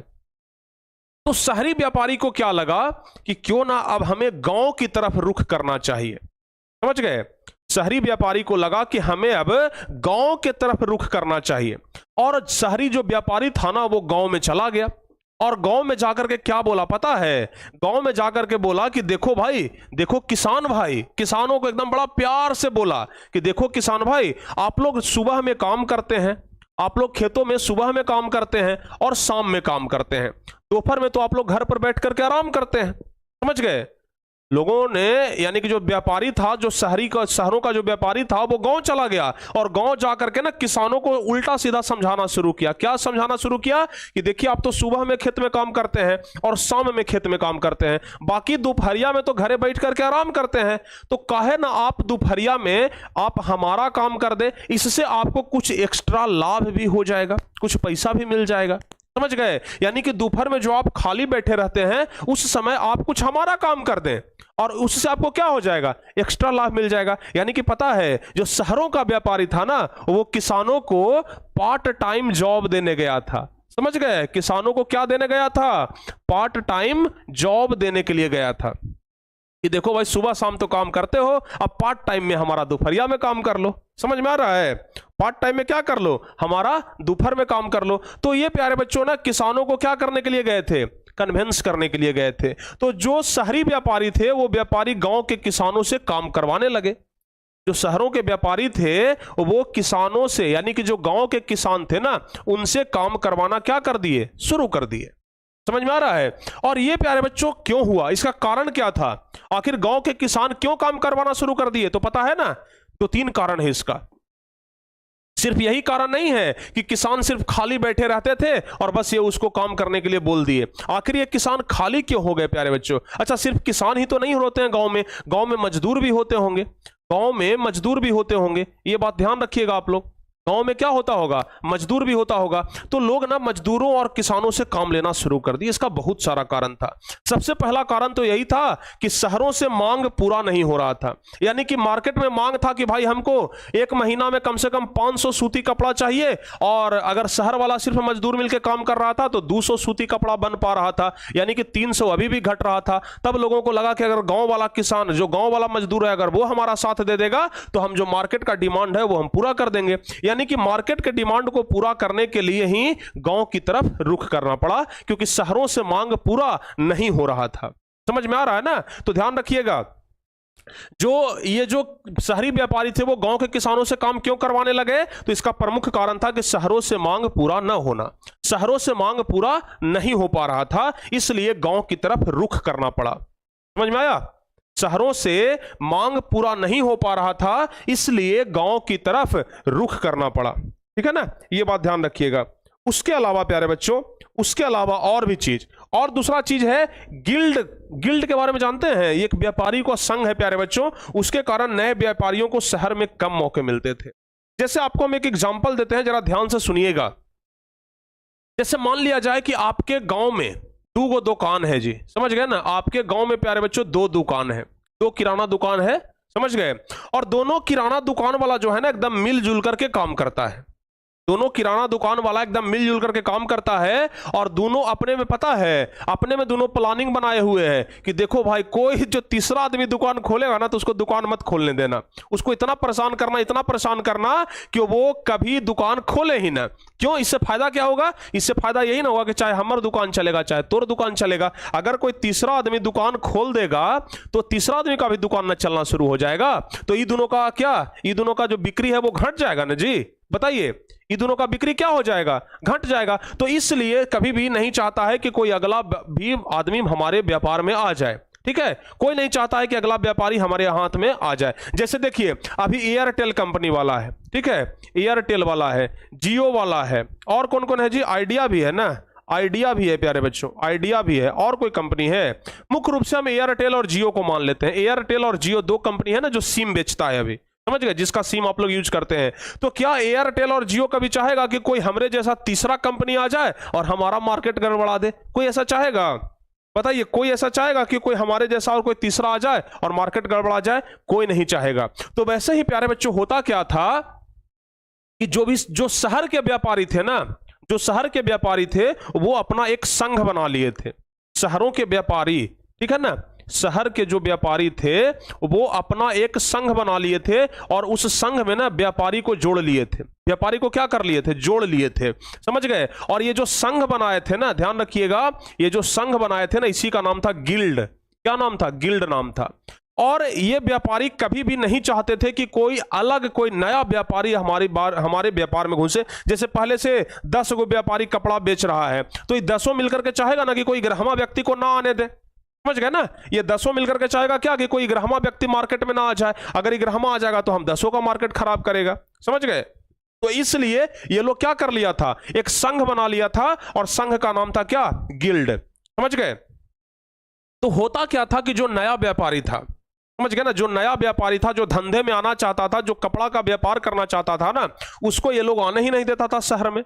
ये जो गिल्ड वाला जो सब था ना, ये उसको शहर में आने ही नहीं देता था। तो ये सब सोचा, जो नया व्यापारी था वो सोचा क्या कि भाई शहर में तो हमको नहीं जाने देता है, वहां पर संघ बनाए हुए हैं, गिल्ड बनाए हुए हैं। तो इसलिए वो गांव की तरफ रुख किया और गांव के किसानों से, मजदूरों से मदद लेना शुरू कर दिया। समझ गए ना? ध्यान रखिएगा। तो गांव में जाने का एक दूसरा कारण यह भी है कि जो शहर के व्यापारी थे वो शहरों में नए व्यापारी को आने नहीं देते थे। ठीक है ना? तो ध्यान रखिएगा, कारण क्या था? शहरी जो गांव के किसान थे वो काम कर रहे थे, शहरी व्यापारी गांव के किसानों से काम करवा रहे थे। इसका पहला तो कारण था कि शहर से मांग पूरा नहीं हो रहा था तो गांव में से काम करवा रहे थे। दूसरा कारण था गिल्ड प्यारे बच्चों, यानी कि व्यापारियों का संघ, जिसके कारण नए व्यापारी को शहर में कम मौका मिलता था, नए व्यापारी को शहर में आने ही नहीं दिया जाता था। और तीसरा एक और कारण है जो सबसे महत्वपूर्ण है, वो है बाड़ाबंदी आंदोलन। वो क्या है? बाड़ाबंदी आंदोलन। अब कहिएगा कि सर ये बाड़ाबंदी आंदोलन क्या है? समझ गए ना? ये 3 कारण हैं जिस कारण की वजह से जो शहर के व्यापारी थे वो गांव के मजदूरों से, गांव के किसानों से काम करवा रहे थे। तीन कारण थे प्यारे बच्चों, जिसमें पहला कारण क्या बताए, शहरों से मांग पूरा नहीं हो रहा था इसलिए गांव की तरफ जा रहे थे। दूसरा कारण था कि व्यापारियों का संघ बन गया था, जिसके वजह से पुराना व्यापारी तो काम कर रहे थे लेकिन नया व्यापारी को मौका नहीं मिल पा रहा था। और तीसरा था बाड़ाबंदी आंदोलन। अब ये बाड़ाबंदी आंदोलन क्या है, चलिए हम आपको समझाते हैं, जरा ध्यान से सुनिएगा। परीक्षा में पूछा जाता है प्यारे बच्चों कि बाड़ाबंदी आंदोलन क्या है, बाड़ाबंदी आंदोलन क्या है, जरा ध्यान से समझिएगा। एकदम सिंपल एग्जांपल के साथ हम आपको समझा देंगे। आप हमें यह बता दीजिए प्यारे बच्चों कि मंदिर क्या है जी, बताइए तो मंदिर क्या है। मंदिर किसी का पर्सनल होता है या फिर सार्वजनिक होता है, बताइए। मंदिर किसी का पर्सनल होता है या सार्वजनिक होता है, आप हमें बता सकते हैं, बोलिए जल्दी से। मंदिर किसी का पर्सनल होता है या सार्वजनिक होता है, जल्दी से बताइए। मंदिर किसी का पर्सनल होता है कि सार्वजनिक होता है, सार्वजनिक होता है। शमशान घाट प्यारे बच्चों बता दीजिए, शमशान घाट जो होता है वो किसी का पर्सनल होता है या सार्वजनिक होता है, आप कहेंगे सर सार्वजनिक होता है, सर सार्वजनिक होता है, समझ गए ना। तो उसी तरीके से प्यारे बच्चों कोई नदी हो गया, नदी सार्वजनिक होता है, समझ गए। तो उसी तरीके से ये सब जैसे सार्वजनिक है ना, जिसका उपयोग सब लोग कर सकता है, मंदिर का उपयोग सब लोग कर सकता है बिना रोक टोक के, कोई मना नहीं कर सकता है। उसी तरीके से ध्यान रखिएगा कि औद्योगिक क्रांति के पहले, और यानी कि हम बोलते हैं सीधे सीधे 1760 के पहले, 1760 के पहले क्या था प्यारे बच्चों कि इंग्लैंड में जितने भी सारे खेत हुआ करते थे ना, खेत ये क्या हुआ करता था, सार्वजनिक हुआ करता था। मतलब कोई भी जगह कहीं पर भी आप लोग फसल उपजा लीजिए, कोई दिक्कत नहीं है। अभी ना हो गया कि ई वाला खेत हमर है, ऊ वाला खेत हमर चाचा के है, ऊ वाला हमर भतीजवा के है, ऊ वाला हमर बाबा के है, ऊ वाला हमर बगलवा वाला गोतीवा के है, अभी ना हो गया जी। लेकिन पहले जो खेत हुआ करता था ना वो सार्वजनिक हुआ करता था, समझ गए। हो सकता है कि यहां पर अभी हम खेती कर रहे हैं, 4 साल के बाद हो सकता है कि यहां पर कोई और खेती कर ले आकर के, समझ गए ना। मतलब ये कोई जरूरी नहीं था, जैसे मंदिर में होता है ना कि अभी हम पूजा कर रहे हैं, हम निकलेंगे तो कोई और पूजा करेगा, वो निकलेगा तो कोई और पूजा करेगा, वो वैसे ही खेत हुआ करता था, समझ गए। अभी हम खेती कर रहे हैं, इस साल हम खेती किए, हो सकता है कि अगला साल यहां पर कोई और खेती करे। तो ये जो खेत हुआ करता था ना, ये सार्वजनिक हुआ करता था। क्या हुआ करता था, सार्वजनिक हुआ करता था। अब क्या हुआ प्यारे बच्चों, जरा ध्यान से समझिएगा, यहीं पर असली ट्विस्ट है। हुआ क्या कि ठंडा का समय आया, जनसंख्या बढ़ रहा था, बाजार से ऊनी कपड़ा का मांग हुआ। क्या, ऊन का मांग हुआ, ऊन का, समझ गए ना, ऊन का डिमांड बढ़ना शुरू हो गया। अब जब ऊन का डिमांड बढ़ना शुरू हुआ तो व्यापारियों को लगा कि भाई यही तो मौका है, व्यापारियों को लगा कि यही तो मौका है। ऊन का डिमांड जैसे ही मार्केट में बढ़ना शुरू हुआ ना, तो लोग क्या कर दिए, भेड़ पालना शुरू कर दिए। अब ऊन कहां से प्राप्त होता है जी, भेड़ से प्राप्त होता है ना। ऊन कहां से प्राप्त होता है, भेड़ से प्राप्त होता है। तो जैसे ही ऊन का मांग बढ़ा तो लोग भेड़ पालना शुरू कर दिए। लेकिन भेड़ को पालिएगा तो भेड़ को चराने के लिए चारागाह चाहिए कि नहीं चाहिए, बताइए। भेड़ को चराने के लिए चारागाह चाहिए ना, तो भेड़ को चराने के लिए प्यारे बच्चों क्या चाहिए, चारागाह चाहिए, जहां पर कि भेड़ चर सके। अब चारागाह के लिए मारामारी होना शुरू हो गया। सब तो व्यापारी चाह रहा था कि हम भी भेड़ पाले, हम भी भेड़ पाले, ताकि मार्केट में हमारा ऊन जाए, हम व्यापार करें, हम बिजनेस करें। तो चारागाह के लिए मारामारी शुरू हो गया। तो अभी तक जो खेत प्यारे बच्चों सार्वजनिक था, ध्यान रखिएगा, अभी तक जो खेत सार्वजनिक था इसका घेराबंदी होना शुरू हो गया, समझ गए। जैसे अभी होता है ना कि हम अपने खेत के चारों तरफ एकदम कटा हुआ तार घेर देते हैं कि कोई हमारे खेत में घुसेगा नहीं, होता है ना। और वैसे ही क्या हुआ कि इंग्लैंड में ये बाड़ाबंदी आंदोलन शुरू हो गया, यानी कि खेतों को घेरने का आंदोलन शुरू हो गया। खेतों को घेरने का आंदोलन क्या हो गया, शुरू हो गया। यानी कि चारागाह के लिए लोग खेतों को घेरना शुरू कर दिए, कब्जा करना शुरू कर दिए। और इस कब्जा में क्या हुआ पता है, जो छोटे किसान थे, जो छोटा मोटा खेती करते थे ना, उन लोगों से जबरदस्ती खेत छीन लिया गया। जो उद्योगपति वर्ग के थे वो जबरदस्ती खेत को छीन लिए और कहे कि तुम मजदूर है, तू किसान नहीं है, तू अपना खेत लाओ इधर, नहीं देगा तो मारपीट के बरोबर कर देंगे और तुमसे खेत भी छीन लेंगे, समझ गए। यानी कि मजदूरों से, किसानों से, जो छोटे मोटे किसान थे ना, उनसे तो खेत जबरदस्ती छीन लिया गया। और छीन करके उसको जो उद्योगपति होता था ना, वो क्या करता था, वो घेर देता था कि चलो अब हमारी खेत बाप के हो गया, समझ गए ना, ध्यान रखिएगा। तो जो खेतों को घेरने का काम शुरू किया गया ना, उसी को कहा गया बाड़ाबंदी। बाड़ा मतलब खेत समझ लीजिए, और बंदी मतलब घेरना। यानी कि खेतों को घेरने वाला जो आंदोलन था ना, उसे कहा गया बाड़ाबंदी आंदोलन, समझ गए। खेतों को घेरने वाला जो आंदोलन था ना, उसे बाड़ाबंदी आंदोलन। अगर अभी ऐसा हो जाए कि खेत सार्वजनिक हो जाए और लोग उसे कब्जा करना शुरू। अभी तो एक बित्ता के लिए मार हो जाता है जी, अगर एक बित्ता जमीन हमारे तौर में निकल रहा है ना तो मार हो जाएगा, समझ गए। देखते हैं ना गांव में अक्सर मार किस लिए होता है, जमीन के लिए। गांव में अगर लड़ाई का 90% का 95% अगर कारण है तो वो है प्यारे बच्चों, क्या पता है, जमीन के लिए। भाई भाई से लड़ रहे हैं, चाचा भतीजा से लड़ रहा है, बाप बेटे से लड़ रहा है, समझ गए ना। ये किस चीज के लिए, सिर्फ जमीन के लिए। एक एक बिता जमीन के लिए लोग हत्या कर दे रहे हैं, समझ गए ना। अब पानी, जैसे बरसात का पानी अगर छज्जा से चू करके चला गया दूसरे जगह पर, दूसरे के खेत में, अरे तू इधर पानी गिरा रहा है, तो मर्डरे कर देंगे, समझ गए ना। इधर पीछे हमर जमीन है, वो कहेगा कि नहीं हम पीछे एक हाथ छोड़े हुए हैं, तू कहां छोड़े हुए एक हाथ भाई, हैं, लो हो गया झगड़ा। और उसी में क्या होता है, झगड़ा शुरू हो जाता है। यानी कि अब तो एक एक बित्ता जमीन के लिए प्यारे बच्चों झगड़ा हो जाता है, मार काट हो जाता है। और उस समय खेत तो सार्वजनिक था और लोग उसको क्या कर लिए, बाड़ाबंदी कर लिए, यानी कि घेर करके कब्जा कर लिए। किस लिए कब्जा किए, चारागाह के लिए। चारागाह कहने का मतलब भेड़ के चारागाह के लिए। भेड़ को क्यों पाल रहे थे, ऊन के लिए, क्योंकि ऊन का मांग, डिमांड बढ़ रहा था मार्केट से, समझ गए ना। यहां तक समझ में आ गया ना, ध्यान रखिएगा। अब चलिए प्यारे बच्चों हम आपको समझाते हैं बाड़ाबंदी आंदोलन। तो यहां तक समझ गए, बाड़ाबंदी आंदोलन यहां तक समझ गए ना। अब बाड़ाबंदी आंदोलन में कोई दिक्कत तो नहीं है आप लोगों को, जल्दी से बताइए। No sir. तो चलिए प्यारे बच्चों हम आपको थोड़ा सा बाड़ाबंदी आंदोलन कैसे लिखना है हम आपको बता देते हैं, ठीक है, ध्यान रखिएगा। इंग्लैंड में बाड़ाबंदी आंदोलन के दो कारण थे। इंग्लैंड में बाड़ाबंदी आंदोलन, देखिए अभी जो कुछ भी हम पढ़ा रहे हैं ना वो इंग्लैंड के बारे में, क्योंकि औद्योगिक क्रांति का शुरुआत ही कहां से हुआ था, इंग्लैंड से हुआ था।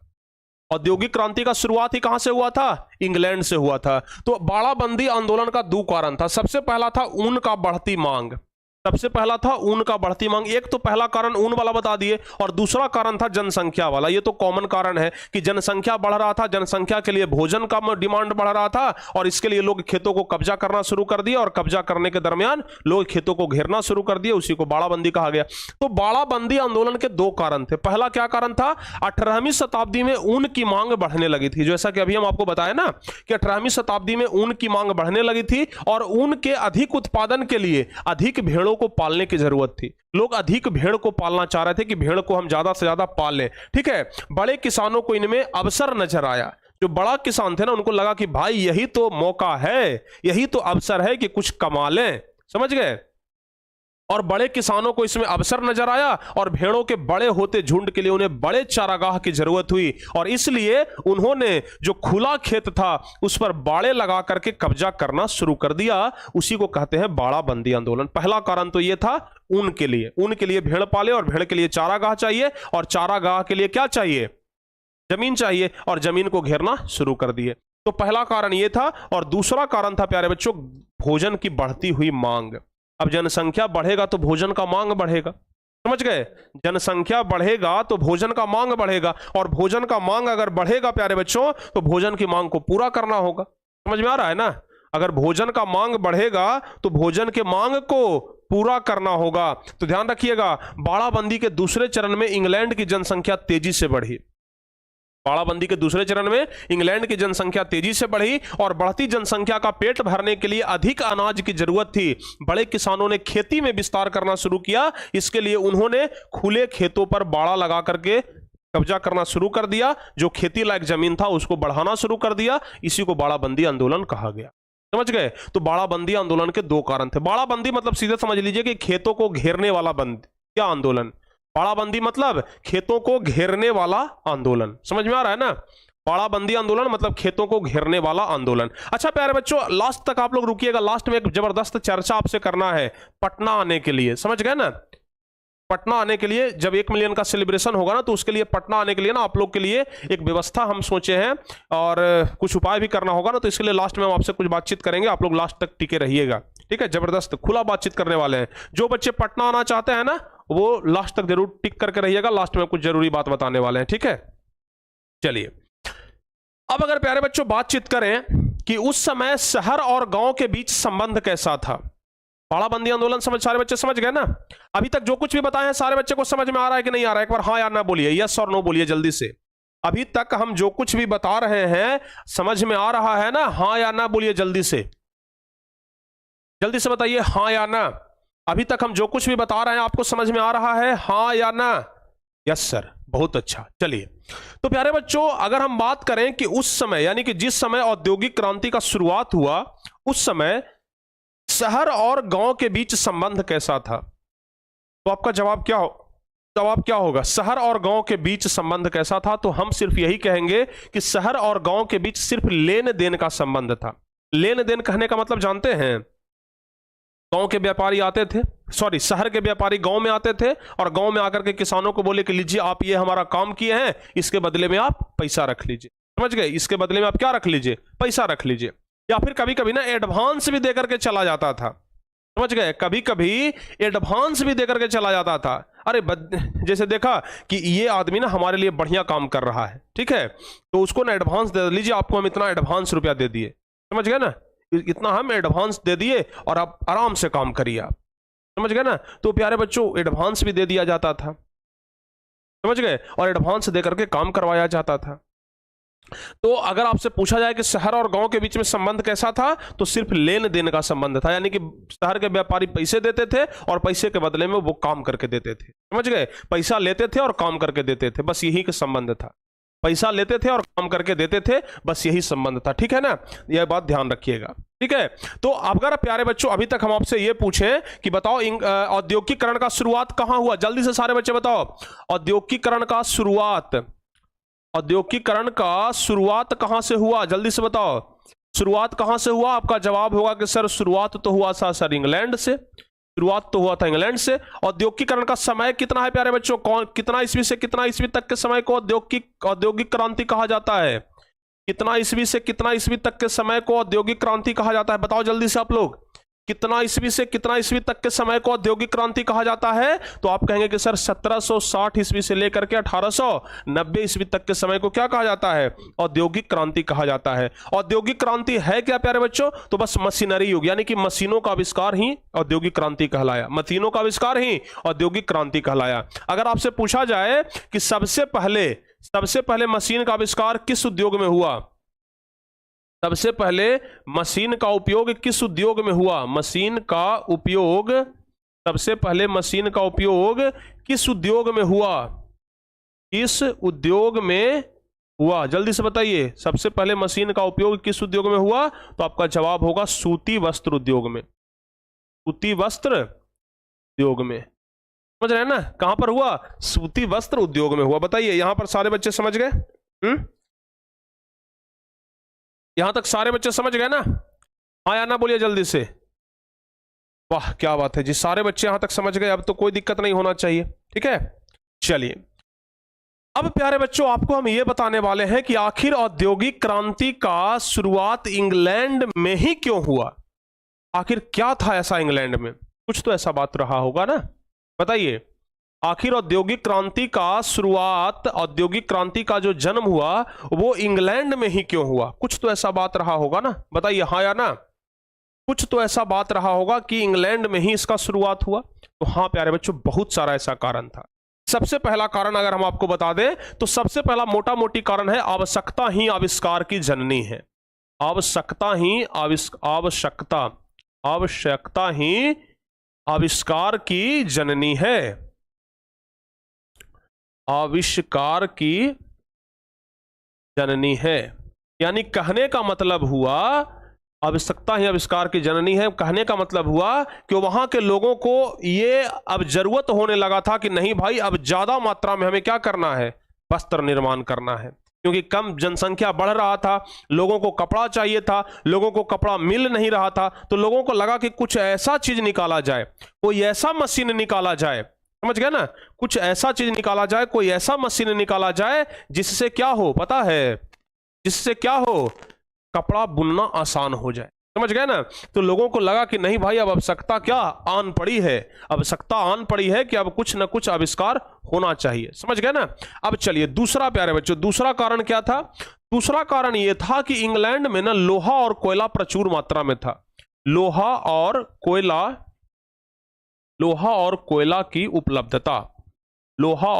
की उपलब्धता, यानी कि वहां पर लोहा, देखिए फैक्ट्री चलाने के लिए मशीन चाहिए। फैक्ट्री चलाने के लिए क्या चाहिए? मशीन चाहिए। मशीन किस चीज का बनेगा? बोलिए। फैक्ट्री चलाने के लिए मशीन चाहिए, और मशीन किस चीज का बनेगा? लोहा का। तो लोहा प्यारे बच्चों इंग्लैंड में था, इसलिए वहां पर मशीन का आविष्कार पहले हुआ। लोहा इंग्लैंड में था, इसलिए वहां पर मशीन का आविष्कार पहले हुआ। अच्छा, अब मशीन तो बना लिए लोहा से, लेकिन मशीन में चलेगा कैसे? तो मशीन चलेगा कोयला से। मशीन कैसे चलेगा? मशीन चलेगा कोयला से। कोयला से हम लोग पानी गर्म करते थे, और पानी गर्म करने के बाद जो उससे वाष्प निकलता था ना, उस वाष्प से मशीन चलता था। उस वाष्प से ट्रेन भी चलता था, जिसको वाष्प इंजन बोलते थे।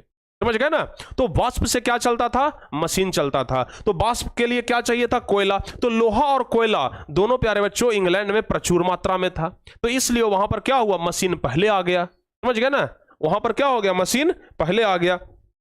तीसरा चीज, वहां के जो वैज्ञानिक था ना, वैज्ञानिकों का योगदान, वैज्ञानिकों का योगदान। वहां के जो वैज्ञानिक थे ना, वो लगातार नया नया खोज करने में लगे हुए थे। वहां का जो वैज्ञानिक था वो लगातार नया नया खोज करने में लगा हुआ था। समझ गए? इसके अलावा वहां का सरकार भी वैज्ञानिकों को सपोर्ट कर रहा था कि चलो भाई जितना हो सके एकदम नया नया खोज करो, ताकि जल्द से जल्द क्या हो? डेवलप करे। समझ गए ना? यानी कि नया नया खोज वहां पर लोग कर रहे थे। फैक्ट्री प्रणाली शुरू हो गया था प्यारे बच्चों। दूसरी बात और सबसे मुख्य चीज जो था ना, वो था सस्ते श्रम की उपलब्धता। सस्ते श्रम की उपलब्धता कहने का मतलब, सब तो जितना भी छोटा छोटा किसान था, सबसे तो बाड़ाबंदी आंदोलन के तहत खेत छीन लिया था। समझ गए? बाड़ाबंदी आंदोलन में छोटे छोटे किसान मजदूरों से तो सब खेत छीन लिया था, तो बेचारे एकदम बेरोजगार हो गए थे। अब बेरोजगार हो गए थे तो कहीं पर भी काम करने के लिए तैयार हो जाते थे। कोई भी अगर काम दे दे तो तैयार हो जाते थे। सस्ता में भी अगर कोई काम करवा लेना तो बाबू चलिए हम काम करते हैं आपका। समझ गए ना? एक बोलावा 14 आवा, वो वाला बात था जी। समझ गए ना? जैसे एक कहावत है ना, एक बोलावा 14 आवा, यानी कि हमको मजदूर का काम है एक, लेकिन वहां पर 13 गो और मजदूर आकर के बोल रहा है कि प्रभु हमको भी रख लीजिए ना, चलिए 100 रुपया दीजिएगा, 200 रुपया दीजिएगा, लेकिन हमको रख लीजिए, हमसे काम करवा लीजिए, हमारा बेटवा भूखा है, हमारी पत्नी भूखी है। समझ गए ना? तो ये सब प्यारे बच्चों इतना ज्यादा भूखमरी था, इतना ज्यादा बेरोजगारी था कि सस्ते श्रम मिल जाता था, बड़ा एकदम सस्ता में मजदूर मिल जाता था, जिसके कारण फैक्ट्री मालिक को कोई दिक्कत ही नहीं होता था। समझ गए ना? श्रम बहुत सस्ता में मिल जा रहा था। ठीक है, बताइए जल्दी से। यस सर, चलिए ठीक है ना? हाँ, उसके अलावा प्यारे बच्चों आप ध्यान रखिएगा। अच्छा, आप लोगों से अगर हम पूछें, अभी तो आप लोग देख रहे हैं कि हेलीकॉप्टर से, जहाज से, ट्रेन से क्या होता है, एक स्थान से दूसरे स्थान तक हम लोग सामान को ले जाते हैं। समझ गए ना? एक स्थान से दूसरे स्थान तक हम लोग किसी भी सामान को कैसे ले जाते हैं? एक स्थान से दूसरे स्थान तक हम लोग किसी भी सामान को कैसे ले जाते हैं? बताइए तो। आप कहेंगे कि सर एक स्थान से दूसरे स्थान तक हम लोग किसी भी सामान को ले जाते हैं जहाज से, ट्रेन से, मालगाड़ी से। लेकिन पहले प्यारे बच्चों ये जुगाड़ नहीं था। पहले ये सब जुगाड़ नहीं था। पहले क्या जुगाड़ था पता है? या तो समुद्र के रास्ते लाइए या तो नदी के रास्ते लाइए। समझ गए ना? यानी कि पहले समुद्र के रास्ते ही प्यारे बच्चों क्या किया जाता था? या व्यापार किया जाता था। यानी कि यातायात का सुविधा भी क्या था? इंग्लैंड में बेहतर था, यातायात की सुविधा। समझ गए ना? यातायात का सुविधा बढ़िया था, जिसके वजह से लोगों को लगा कि यहाँ बिजनेस बढ़िया हो जाएगा, और लोगों को जब लगा कि बिजनेस बढ़िया हो जाएगा तो लोग वहां पर उद्योग लगाना क्या कर दिए? शुरू कर दिए। समझ गए? तो ये सब प्यारे बच्चों मुख्य कारण था। हालांकि हम आपको यहां पर लगभग 15 कारण बताएंगे। समझ गए ना? 15 कारण, जो मुख्य कारण थे ना, वो 15 कारण अभी हम आपको बताने वाले हैं। जो 15 कारण था जिसकी वजह से इंग्लैंड में क्या हुआ? औद्योगिक क्रांति हुआ। भारत में क्यों नहीं हुआ? अमेरिका तो इतना ज्यादा डेवलप था शुरू से ही, अमेरिका में औद्योगिक क्रांति क्यों नहीं हुआ? बताइए। जापान में क्यों नहीं हुआ? फ्रांस में क्यों नहीं हुआ? इंग्लैंड में औद्योगिक क्रांति क्यों हुआ? यानी कि इंग्लैंड से ही मशीनरी युग का शुरुआत क्यों हुआ? सबसे पहले मशीन का खोज इंग्लैंड में ही क्यों हुआ? इसका बहुत सारा कारण है, जिसमें सबसे पहला कारण है प्यारे बच्चों भौगोलिक स्थिति। ध्यान रखिएगा, यहां पर आपसे पूछा जाता है कि ब्रिटेन में औद्योगिक क्रांति के आरंभ होने के मुख्य कारण को लिखें। 5 नंबर वाला दीर्घ उत्तरीय सवाल में पूछा जाएगा। समझ गए ना? 5 नंबर वाला दीर्घ उत्तरीय सवाल में पूछा जाता है। 5 नंबर वाला दीर्घ उत्तरीय सवाल में पूछा जाता है कि बताओ भाई, औद्योगिक क्रांति का शुरुआत इंग्लैंड में ही क्यों हुआ? औद्योगिक क्रांति का शुरुआत इंग्लैंड में ही क्यों हुआ? ये 5 नंबर का सवाल पूछा जाता है। तो हम लोग लिखेंगे प्यारे बच्चों कि परिवहन के साधन उपलब्ध थे। इंग्लैंड में क्या था? परिवहन का साधन उपलब्ध था। समुद्री बंदरगाह के उपस्थिति के कारण बंदरगाह अच्छे थे। यानी कि समुद्र में जहां पर सामान उतरता है ना उसको बंदरगाह कहते हैं। ठीक है, कच्चा या पक्का माल ले जाने में सुविधा होता था। अगर भारत से कच्चा माल ले जाना हो या फिर वहां से पक्का माल किसी दूसरे जगह पर लाना हो बेचने के लिए, तो इन समूह के लिए मतलब यातायात का सुविधा एकदम बेहतर था। यातायात की सुविधा में कोई दिक्कत नहीं था और यही कारण था। आप लोग क्या है बार बार ऐसा ऐसा करके भेज रहे हैं, नेटवर्क का इशू है क्या? लेकिन हमारे मोबाइल में तो कोई नेटवर्क का इशू नहीं है। हम यहाँ पर देखिए मोबाइल चला करके रखे हुए हैं, हमारे मोबाइल में तो कोई प्रॉब्लम नहीं है जी। आप लोग का शायद प्रॉब्लम होगा, इंटरनेट खराब हो गया होगा, इंटरनेट नहीं चल रहा होगा। देख लीजिए, अपना चेक कर लीजिए। हमारे तरफ से बिल्कुल ओके है, कोई दिक्कत नहीं है। ठीक है ना, आप लोग बेकार का भेज रहे हैं, आप लोग ना बेकार का भेज रहे हैं, समझ गए? हमारे तरफ से नेटवर्क बिल्कुल सही है, ध्यान रखिएगा, समझ गए ना? चलिए, अच्छा आप एक बच्चे पूछ रहे हैं कि सर कच्चा माल और पक्का माल क्या होता है? सर बताओ भाई, इनको ये नहीं पता कि कच्चा माल, जैसे अगर सूती कपड़ा बनाना है तो उसका कच्चा माल क्या होगा? कपास होगा ना। तो जब तक फैक्ट्री में कपास नहीं लाएंगे क्या सूती कपड़ा बनेगा? नहीं बनेगा। जब तक फैक्ट्री में कपास नहीं लाएंगे सूती कपड़ा बनेगा जी? नहीं बनेगा। तो जब तक सूती कपड़ा बनाने के लिए कपास नहीं होगा तो कपास क्या हो गया? कच्चा माल हो गया। सूती कपड़ा बन करके तैयार हो गया तो वो पक्का माल हो गया। समझ गए? ध्यान रखिएगा। दूसरा था खनिज पदार्थों की उपलब्धता। अभी हम आपको क्या बताए कि इंग्लैंड में लोहा और कोयला प्रचुर मात्रा में था, जिसके वजह से वहां पर क्या हुआ? फैक्ट्री का शुरुआत हुआ, मशीनों का क्या निर्माण हो पाया। तो फैक्ट्री चलाने के लिए सभी साधन उपलब्ध थे, जैसे लोहा और कोयला इत्यादि। उसके अलावा कृषि क्रांति, जिस समय ये मतलब औद्योगिक क्रांति वहां पर बढ़ रहा था, पनप रहा था ना, उस समय प्यारे बच्चों ब्रिटेन में कृषि करने के नए नए तकनीक अपनाया जा रहा था। समझ गए? ध्यान रखिएगा, जिस समय ब्रिटेन में कृषि करने का नया नया तकनीक क्या अपनाया जा रहा था, उसी समय मशीनों का आविष्कार भी क्या हो गया था? शुरू हो गया था। उसके बाद मजदूरों की उपलब्धता। अभी हम आपको बताए कि बाड़ाबंदी आंदोलन के कारण ब्रिटेन में सभी छोटे किसान क्या बन गए थे? मजदूर बन गए थे। बाड़ाबंदी आंदोलन हुआ, सभी किसानों से खेत जबरदस्ती छीन लिया गया, जिसके वजह से वहां के सभी किसान क्या हो गए थे? मजदूर बन गए थे। और इसलिए वहां पर सस्ते श्रम मिल जाते थे, सस्ते मजदूर मिल जाते थे। समझ गए? तो यह भी कारण हुआ। उसके अलावा और है कुशल कारीगर की उपलब्धता। अब देखिए, कुछ काम ऐसा होता है ना जिसके लिए कुशल कारीगर चाहिए, कुछ काम ऐसा होता है जिसके लिए सब लोगों से नहीं करवा सकते, कुशल कारीगर चाहिए उसके लिए। तो उसके लिए प्यारे बच्चों इंग्लैंड में ना कुशल कारीगर भी बड़ा आसानी से मिल जाता था। समझ गए? तो ब्रिटेन में कुशल कारीगर भी आसानी से मिल जाता था। उसके अलावा पर्याप्त पूंजी की उपलब्धता। ब्रिटेन के लोग ना खेती से बहुत बढ़िया माल कमाते थे, मतलब खेती बाड़ी से उनको पैसा बड़ा अच्छा आता था, जिसके कारण उनके पास पूंजी था जी। जिसके कारण क्या था? उनके पास पूंजी था, पूंजी का कोई कमी नहीं था। और पूंजी का कोई कमी नहीं था तो सोच रहे थे कि चलो कुछ बिजनेस कर लेते हैं। जैसे अगर हमारे पास अगर खूब पैसा आ जाए तो हम क्या करेंगे? चलो कोई बिजनेस कर लेते हैं। समझ गए ना? तो वैसे ही प्यारे बच्चों ब्रिटेन के लोग खेती में अच्छी कमाई कर रहे थे, इसलिए उनके पास पर्याप्त पूंजी उपलब्ध था और वो पूंजी को अपना क्या कर दिए? इन्वेस्ट कर दिए। उसके अलावा प्रगतिशील व्यापारी वर्ग। ठीक है ना? देखिए, इंग्लैंड के लोग ना शुरू से ही क्या करते थे कि व्यापार में अपना पूंजी निवेश करते थे, यानी कि इन्वेस्ट करते थे। अगर व्यापार करना हो, बिजनेस करना हो ना, तो पूंजी को लगा दीजिए। भारत के लोग क्या करते थे? पैसा को गाड़ कर रखते थे। समझ गए? भारत के लोग क्या करते थे? पैसा को छिपा करके रखते थे। अभी आप लोग देखते होंगे कि कहीं पर खुदाई होता है तो निकलता है सोना का सिक्का, एक घड़ा सोना का सिक्का निकला, एक मटका निकला सोना का सिक्का। अभी देखते हो ना, जहां तहां खुदाई होता है तो निकलता है ना। तो भारत के लोग हमेशा से पैसा को बचा करके रखते थे, जहां के तहां धरती में गाड़ दिए पैसा को, ये कर दिए वो कर दिए। लेकिन इंग्लैंड के लोग ना पैसा गाड़ करके और बचा करके नहीं रखते थे। अगर पैसा है तो सोचते थे कि भाई इन्वेस्ट कर दो, इसको कहीं पर लगा दो, पैसा अपना बढ़ेगा, बिजनेस होगा। समझ गए ना? तो वहां के लोग ना पूंजी निवेश करते थे व्यापार में, ठीक है, जिससे अधिक से अधिक पैसा कमाया जा सके, इसलिए लोग काम करते थे। उसके अलावा संयुक्त व्यापार कंपनी की स्थापना। जैसे अगर मान लिया जाए कि किसी व्यापार को चलाने में 10 लाख रुपए की आवश्यकता है, ठीक है, कोई बिजनेस शुरू करने में 10 लाख की आवश्यकता है। अब हमारे पास 10 लाख नहीं है तो हम क्या करेंगे? 4 लोग मिल करके कहेंगे कि भाई 2.5 लाख सब लोग दे दो और क्या कर लो? आराम से बिजनेस कर लो। तो वहां पर पार्टनरशिप करके भी लोग बिजनेस करते थे, लेकिन बिजनेस में अपना योगदान देते थे। समझ गए? पार्टनरशिप करके भी बिजनेस करते थे, लेकिन बिजनेस करते थे। समझ गए ना? ये बात आप लोग ध्यान रखिएगा। उसके अलावा अनुकूल राजनीतिक स्थितियां। उसके अलावा क्या था? अनुकूल राजनीतिक स्थितियां। ध्यान रखिएगा, व्यापार के लिए ब्रिटेन में अनुकूल राजनीतिक परिस्थिति था, जो कि व्यापार को बढ़ावा देता था। यानी कि वहां राजनीतिक परिस्थिति बढ़िया था। जैसे आप लोग समझते हैं राजनीतिक परिस्थिति मतलब क्या? जैसे अभी मान लिया जाए कि कोई भारत में, हम भारत की बात करते हैं अभी का, अगर कोई हम स्कूल खोल दिए, या फिर हम एक पेट्रोल पंप खोल दिए, कोई बड़ा सा शोरूम खोल दिए, कोई बड़ा सा व्यापार करने के लिए कोई जगह खोले, जानते हैं आज अगर उद्घाटन होगा ना तो 2 दिन के बाद पहुंच जाएगा वहां का विधायक, 2 दिन के बाद पहुंच जाएगा वहां का क्रिमिनल, 2 दिन के बाद पहुंच जाएगा वहां का रंगदार, और कहेगा कि आपका जो कमाई है ना उसका 1% हमर रहेगा। अगर नहीं दीजिएगा ना तो आपको तंग करेगा, आपको बिजनेस चलने नहीं देगा, मारपीट करेगा, ठीक है ना, डिस्टर्ब करेगा। समझ गए? तो यहां पर क्या है कि जैसे ही कुछ काम करना शुरू करिए ना तो कलेक्शन करने वाला पहले, आपको फायदा हुआ या ना हुआ, लोग लेने के लिए पहले पहुंच जाते हैं। समझ गए? लेकिन वहां पर ऐसा नहीं है और ना पहले था। ठीक है, वहां के लोग जब व्यापार करते थे ना तो लोग उसको बढ़ावा देते थे, जो राजनीतिक दल के लोग थे ना वो बढ़ावा देते थे, ठीक है भाई और काम करो और काम करो। समझ गए ना? लेकिन भारत में ऐसा नहीं है।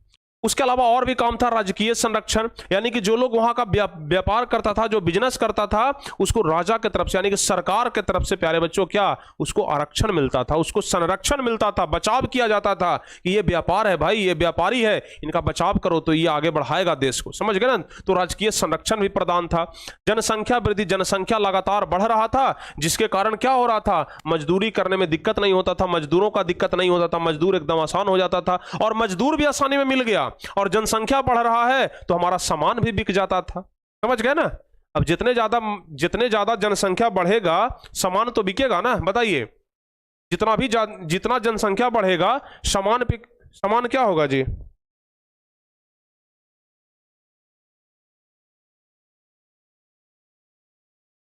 समझ में आ रहा है ना? यानी कि जितना ज्यादा जनसंख्या बढ़ रहा था ना प्यारे बच्चों, सामान उतना ही ज्यादा बिक रहा था, तो लोग ज्यादा कर रहे थे। उसके अलावा 18वीं शताब्दी के यूरोपीय युद्ध, अब देखिए क्या था ना कि जिस समय इंग्लैंड में औद्योगिक क्रांति उभर रहा था ना, यूरोप में प्यारे बच्चों युद्ध चल रहा था। ठीक है ना? युद्ध चल रहा था। अब युद्ध चल रहा था तो युद्ध में हथियार का जरूरत था। अब इंग्लैंड वाला को लगा कि अरे भाई हमारे पास तो लोहा है, ये है, कहे ना हम हथियार बनाना शुरू करें, एकदम ज्यादा फायदा होगा। तो इंग्लैंड के लोग ना हथियार बनाना शुरू कर दिया। अब जहां 1 किलो लोहा का दाम, अगर मान लिया जाए, आपको एक एग्जांपल के लिए बताते हैं, 1 किलो लोहा का दाम मान लिया जाए कि 20 रुपया है, 1 किलो लोहा का दाम 20 रुपया है, समझ गए? 5 किलो लोहा का दाम कितना होगा? 100 रुपया होगा। 5 किलो लोहा का दाम 100 रुपया होगा। लेकिन अगर उसी 5 किलो लोहे से 2 बंदूक बना दिया जाए या फिर 2 पिस्तौल बना दिया जाए, अब बताइए उस 5 किलो लोहा का दाम कितना बढ़ जाएगा? अब तो वो हो सकता है कि 10,000 में भी बिक जाए, 20,000 में भी बिक जाए जी। ये तो आप पर निर्भर करता है। यानी कि इंग्लैंड वालों को लगा कि भाई युद्ध हो रहा है, क्यों ना इसका फायदा उठाया जाए, हम हथियार बनाना शुरू करते हैं। इंग्लैंड वाला क्या किया? लोहा से हथियार बनाना शुरू कर दिया। लोहा तो उसके पास पर्याप्त मात्रा में था ही, हथियार बनाना क्या कर दिया? शुरू कर दिया। समझ गए? तो ब्रिटेन में उस समय हथियार बनाना शुरू हो गया था, जिसके कारण वह दूसरे देशों जैसे यूरोप को हथियार बेचना शुरू कर दिया था, जिससे अधिक मात्रा में पूंजी आता था। उसके अलावा वैज्ञानिकों का योगदान, अभी हम आपको बताया ना कि वहां का जो वैज्ञानिक था वो बहुत ज्यादा योगदान दे रहा था नया नया मशीनों की खोज करने में। और उपनिवेशवाद, दूसरे देशों पर कब्जा करके व्यापार करना। इंग्लैंड क्या करता था कि दूसरों देशों पर कब्जा कर लेता था, जैसे भारत पर कब्जा कर लिया ना, भारत को अपना गुलाम बना लिया ना, वो वैसे ही दूसरे देशों पर कब्जा कर लेता था और कब्जा करके उसको गुलाम बनाता था और वहां पर अपना व्यापार करता था। तो ये सब प्यारे बच्चों बहुत सारे ऐसे कारण हैं जिन कारणों की वजह से हम कह सकते हैं कि इंग्लैंड में ही औद्योगिक क्रांति का विकास हुआ। समझ गए ना? ये बहुत सारे ऐसे कारण हैं जिससे हम कह सकते हैं कि इंग्लैंड में ही औद्योगिक क्रांति का क्या हुआ? विकास हुआ। तो ये बात आप लोग ध्यान रख सकते हैं। ठीक है, यहां तक सारे बच्चों को याद हो जाएगा, हाँ या ना लिखिए। अब प्यारे बच्चों आगे हमें पढ़ना है किस चीज के बारे में? नए यांत्रिक आविष्कार, यानी कि नए नए यंत्र का आविष्कार होना शुरू हो गया। अब देखिए हम अभी तक आपको क्या बताए हैं? औद्योगिक क्रांति के बारे में बताए हैं। आखिर औद्योगिक क्रांति का शुरुआत कहां हुआ ये बताए हैं, और औद्योगिक क्रांति का शुरुआत इंग्लैंड में ही क्यों हुआ ये भी हम आपको बता दिए। लेकिन औद्योगिक क्रांति के तहत सबसे पहले कौन कौन सा मशीन बना ये जान लेना जरूर। अभी तक तो हम लोग सिर्फ इतना पढ़ रहे हैं कि हाँ भाई मशीन बन रहा है, मशीन बन रहा है, आखिर कौन मशीन बन रहा है ये भी तो जान लेना जरूरी है। तो अगली क्लास में हम लोग यही पढ़ेंगे, और यहां से सबसे ज्यादा ऑब्जेक्टिव में सवाल पूछा जाता है, ऑब्जेक्टिव में। ठीक है ना?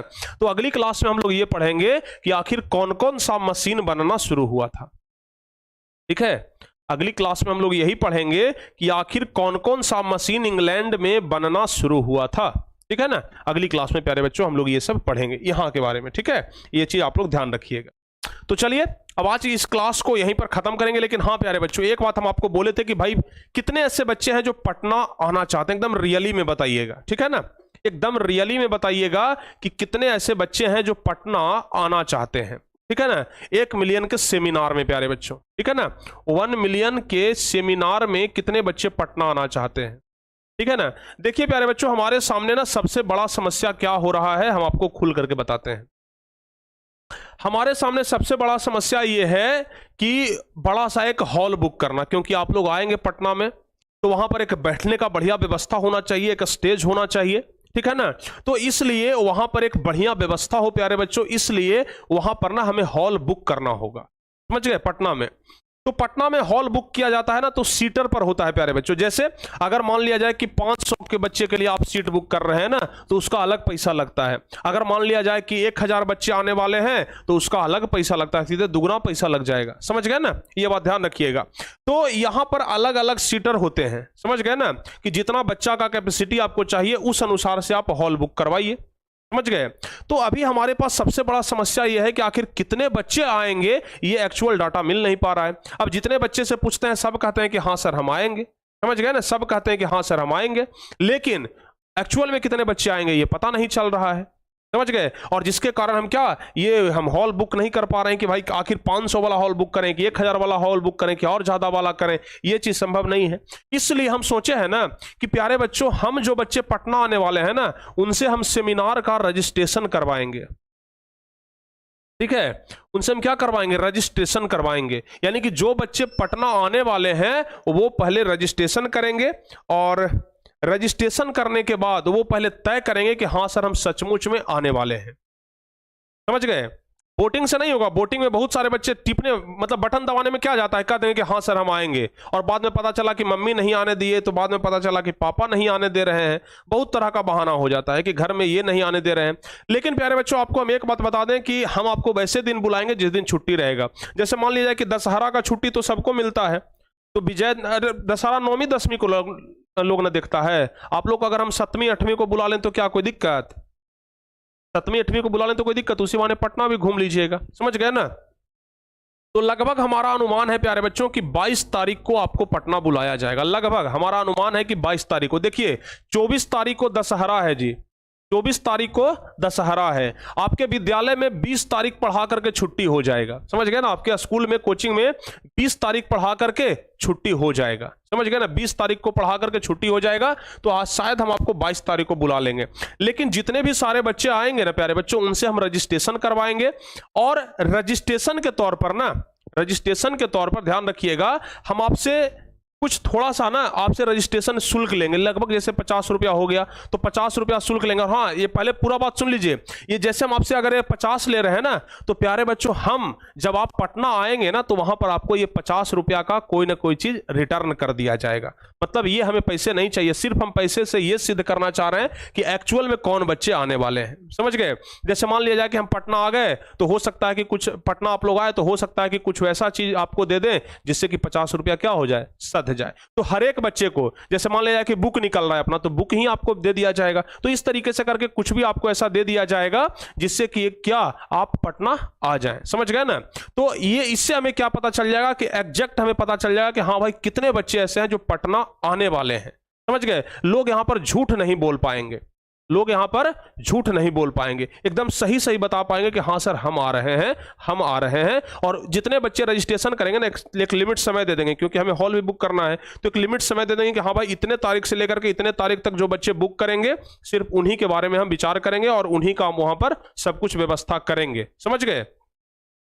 तो इसलिए आप लोगों से हम क्या लगभग 50 रुपए का रजिस्ट्रेशन शुल्क ले लेंगे, और ये 50 का ना हम कोई सामान वहां पर आपको रिटर्न कर देंगे, ठीक है ना। जैसे बुक ही रिटर्न कर दें या फिर कोई चीज और हम आपको देकर के रिटर्न कर दें, ताकि आपका ये 50 रुपए हम आपको 50 से ज्यादा ही रिटर्न कर देंगे, समझ गए ना। इसके लिए आप लोग चिंता मत करिएगा, 50 से ज्यादा ही हम क्या कर देंगे, रिटर्न कर देंगे। तो आप लोगों को ये सुविधा बताया जाएगा कि हाँ भाई बच्चे आप लोग ये करें, पटना अगर आना चाहते हैं तो उसके लिए रजिस्ट्रेशन करें। सचमुच में पहले गार्जियन से पूछ लें कि हाँ पापा हम जाना चाहते हैं, मम्मी से पूछ लीजिए कि हाँ हम जाना चाहते हैं। अगर जाने के लिए दे रहे हैं तो ठीक, अगर नहीं जाने के लिए दे रहे हैं तो पापा को बोलिए कि भाई आप भी साथ में चलिए।